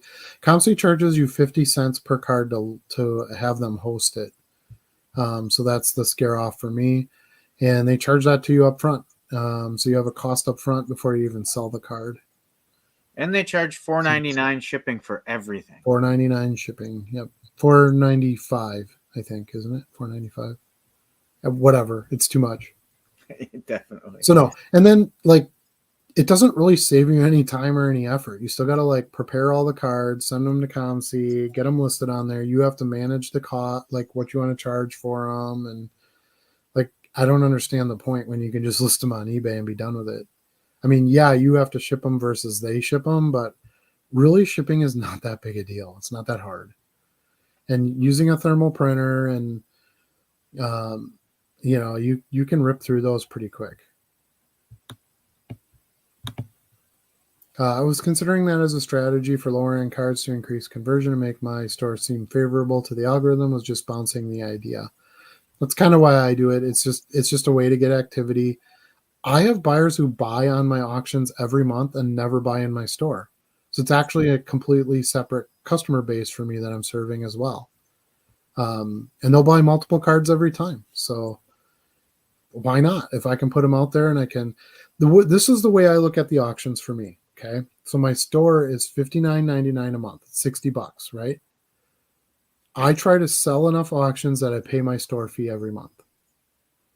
So my store is free. That's how I look at it. So if I can sell 60 of those 5 cards and, most of them go to a multiple buyer situation, I can make $50 or so on those 60 auctions or something like that. Whatever it ends up being, but I can cut a good chunk of my store fee. I keep all those auctions actually it's right here. All my cards that are listed on auction are kept in a little stack, a little separate box from everything else. So it's pretty quick to flip through and, okay, I sold this one for 99, this one for 99, this one for 99. Boom, envelope them and ship them out. Like I said, that whatever auctions didn't sell, I just relist the next month. So it really doesn't take me any time. And I've been doing that for a long time, and it's helped me unload a lot of the really low end Favre cards that I have like 60 copies of, which it's going to take me forever to try to sell those in the store at $1.49. I'll just push them out at auction, which does move product faster at 99 cents. So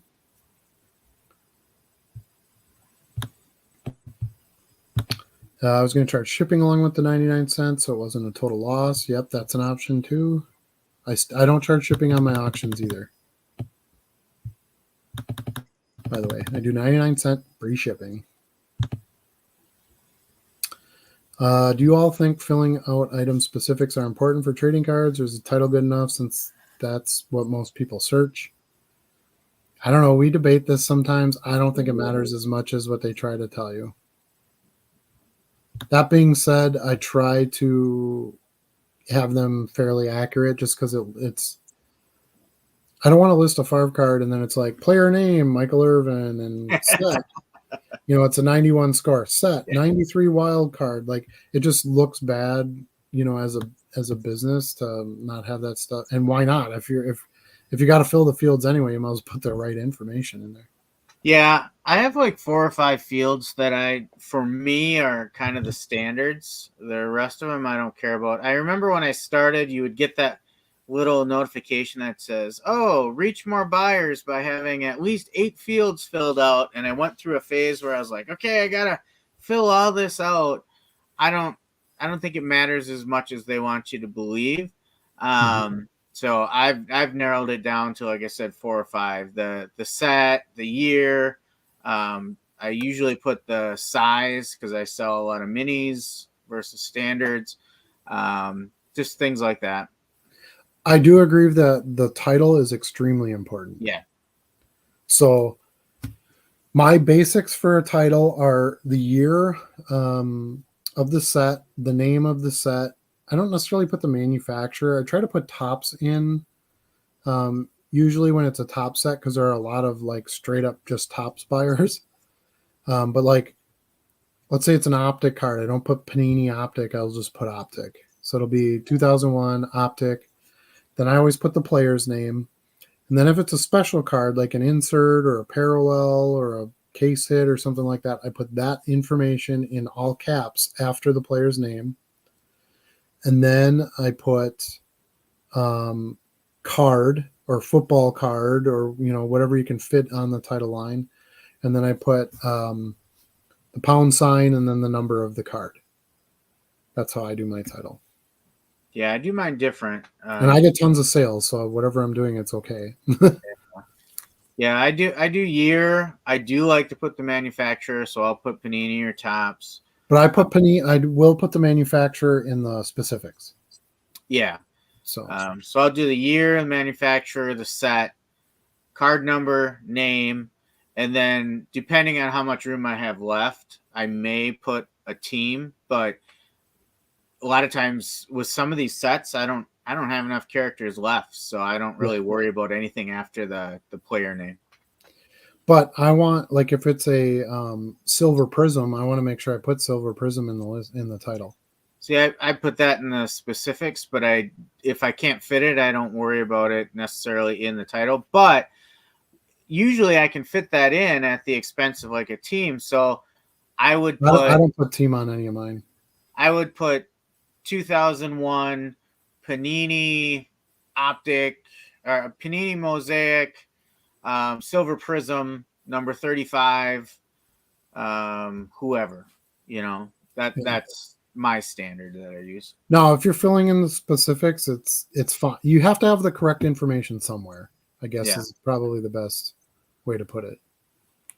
But and a lot of the specifics will autofill if you have it in your title. Correct. That's true. Yes.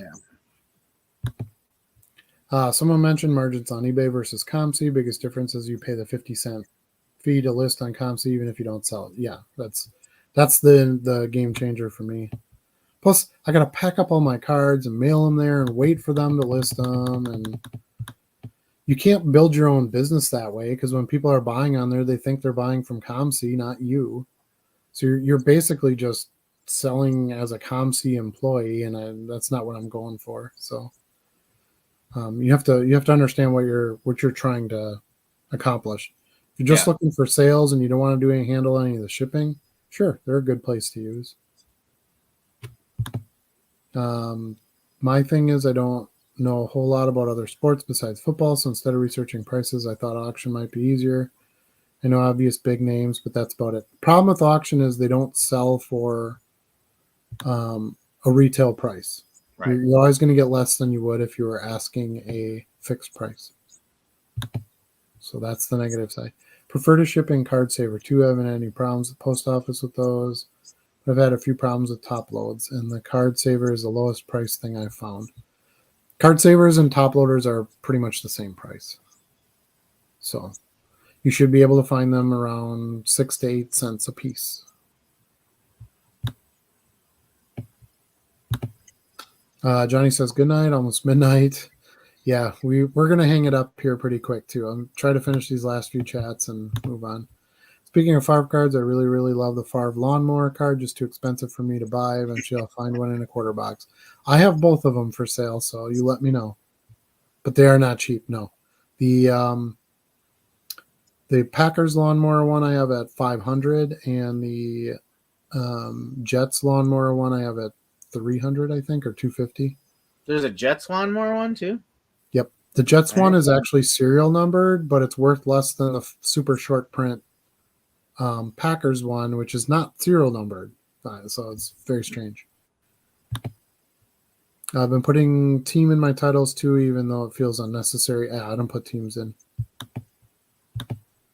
Branched out on something I don't normally sell. Bought a 2-row of 80s, 90s wrestling cards. Nice. I would buy that. Found 487 WWF, and the rest were 91 WCW cards. I've sold a few WCW cards too. WWF are selling already. WCW, none yet. They're not fast movers. If you think you're going to buy those and flip them all on one day, that's not going to happen. Yeah. You want silver in the title if it's a silver. 100% agree. I always put the parallel name in the title in caps because that is the trigger for why a price would be what it is. It's not the base version. Or the insert. So it'll be like, I don't know. I can't think of an example. Here's a card I could. So I've got this Mahomes card here, this Elite Mahomes card. So I would put 2021 Elite Patrick Mahomes the second. I always put the II in there. And then I would put in all caps Full Throttle so that it's obviously stands out that it's not the base card that I'm selling. It's this insert, which is harder to get. And I charge more for that than the base card. Yep. And then I would put the word card, and then the number sign, and then FT9, which is the card number.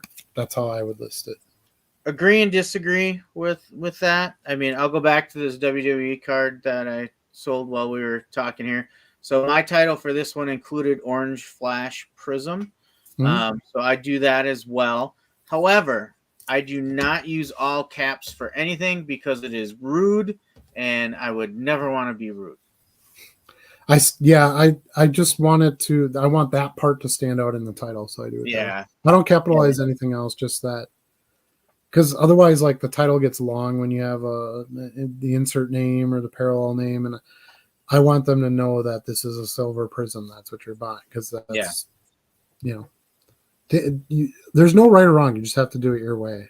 Yeah. The other reason I like doing that is I don't think any other seller does it that way. So if you see a listing that has the insert words in all caps, it's probably mine. And I like to think that, like, some people in their listings, they'll put like their seller name in it, like, oh, I'm buying from this guy who, has really good customer service. Like, I like that. It's almost a piece of my brand that I have those caps in there. So it's just something different. I like to have something a little different. Yeah. 2023 Panini Prism CJ Stroud Silver Texans number 339 football card. May also include a college abbreviation if room, and rookie.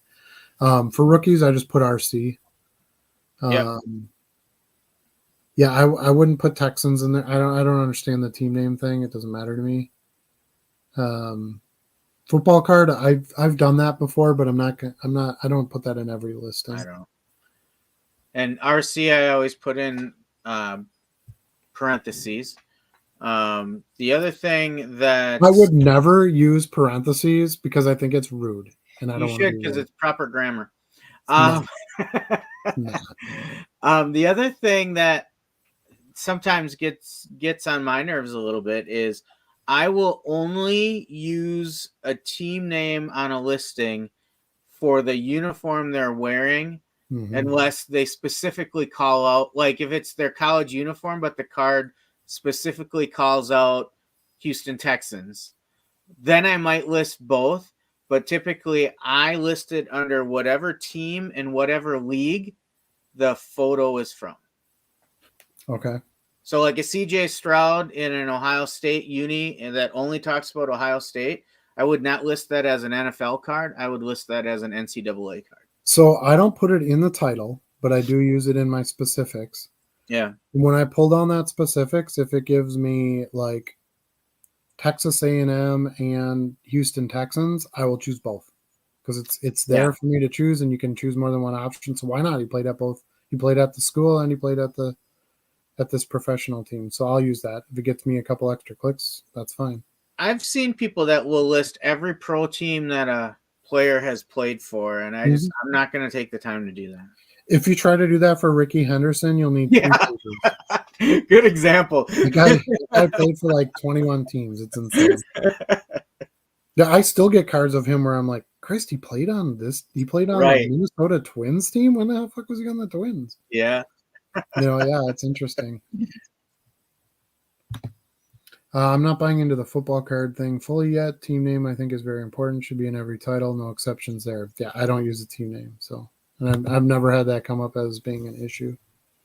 I try to use it, but it is the first thing that'll go if I need more room for the set and the parallel name and stuff like that.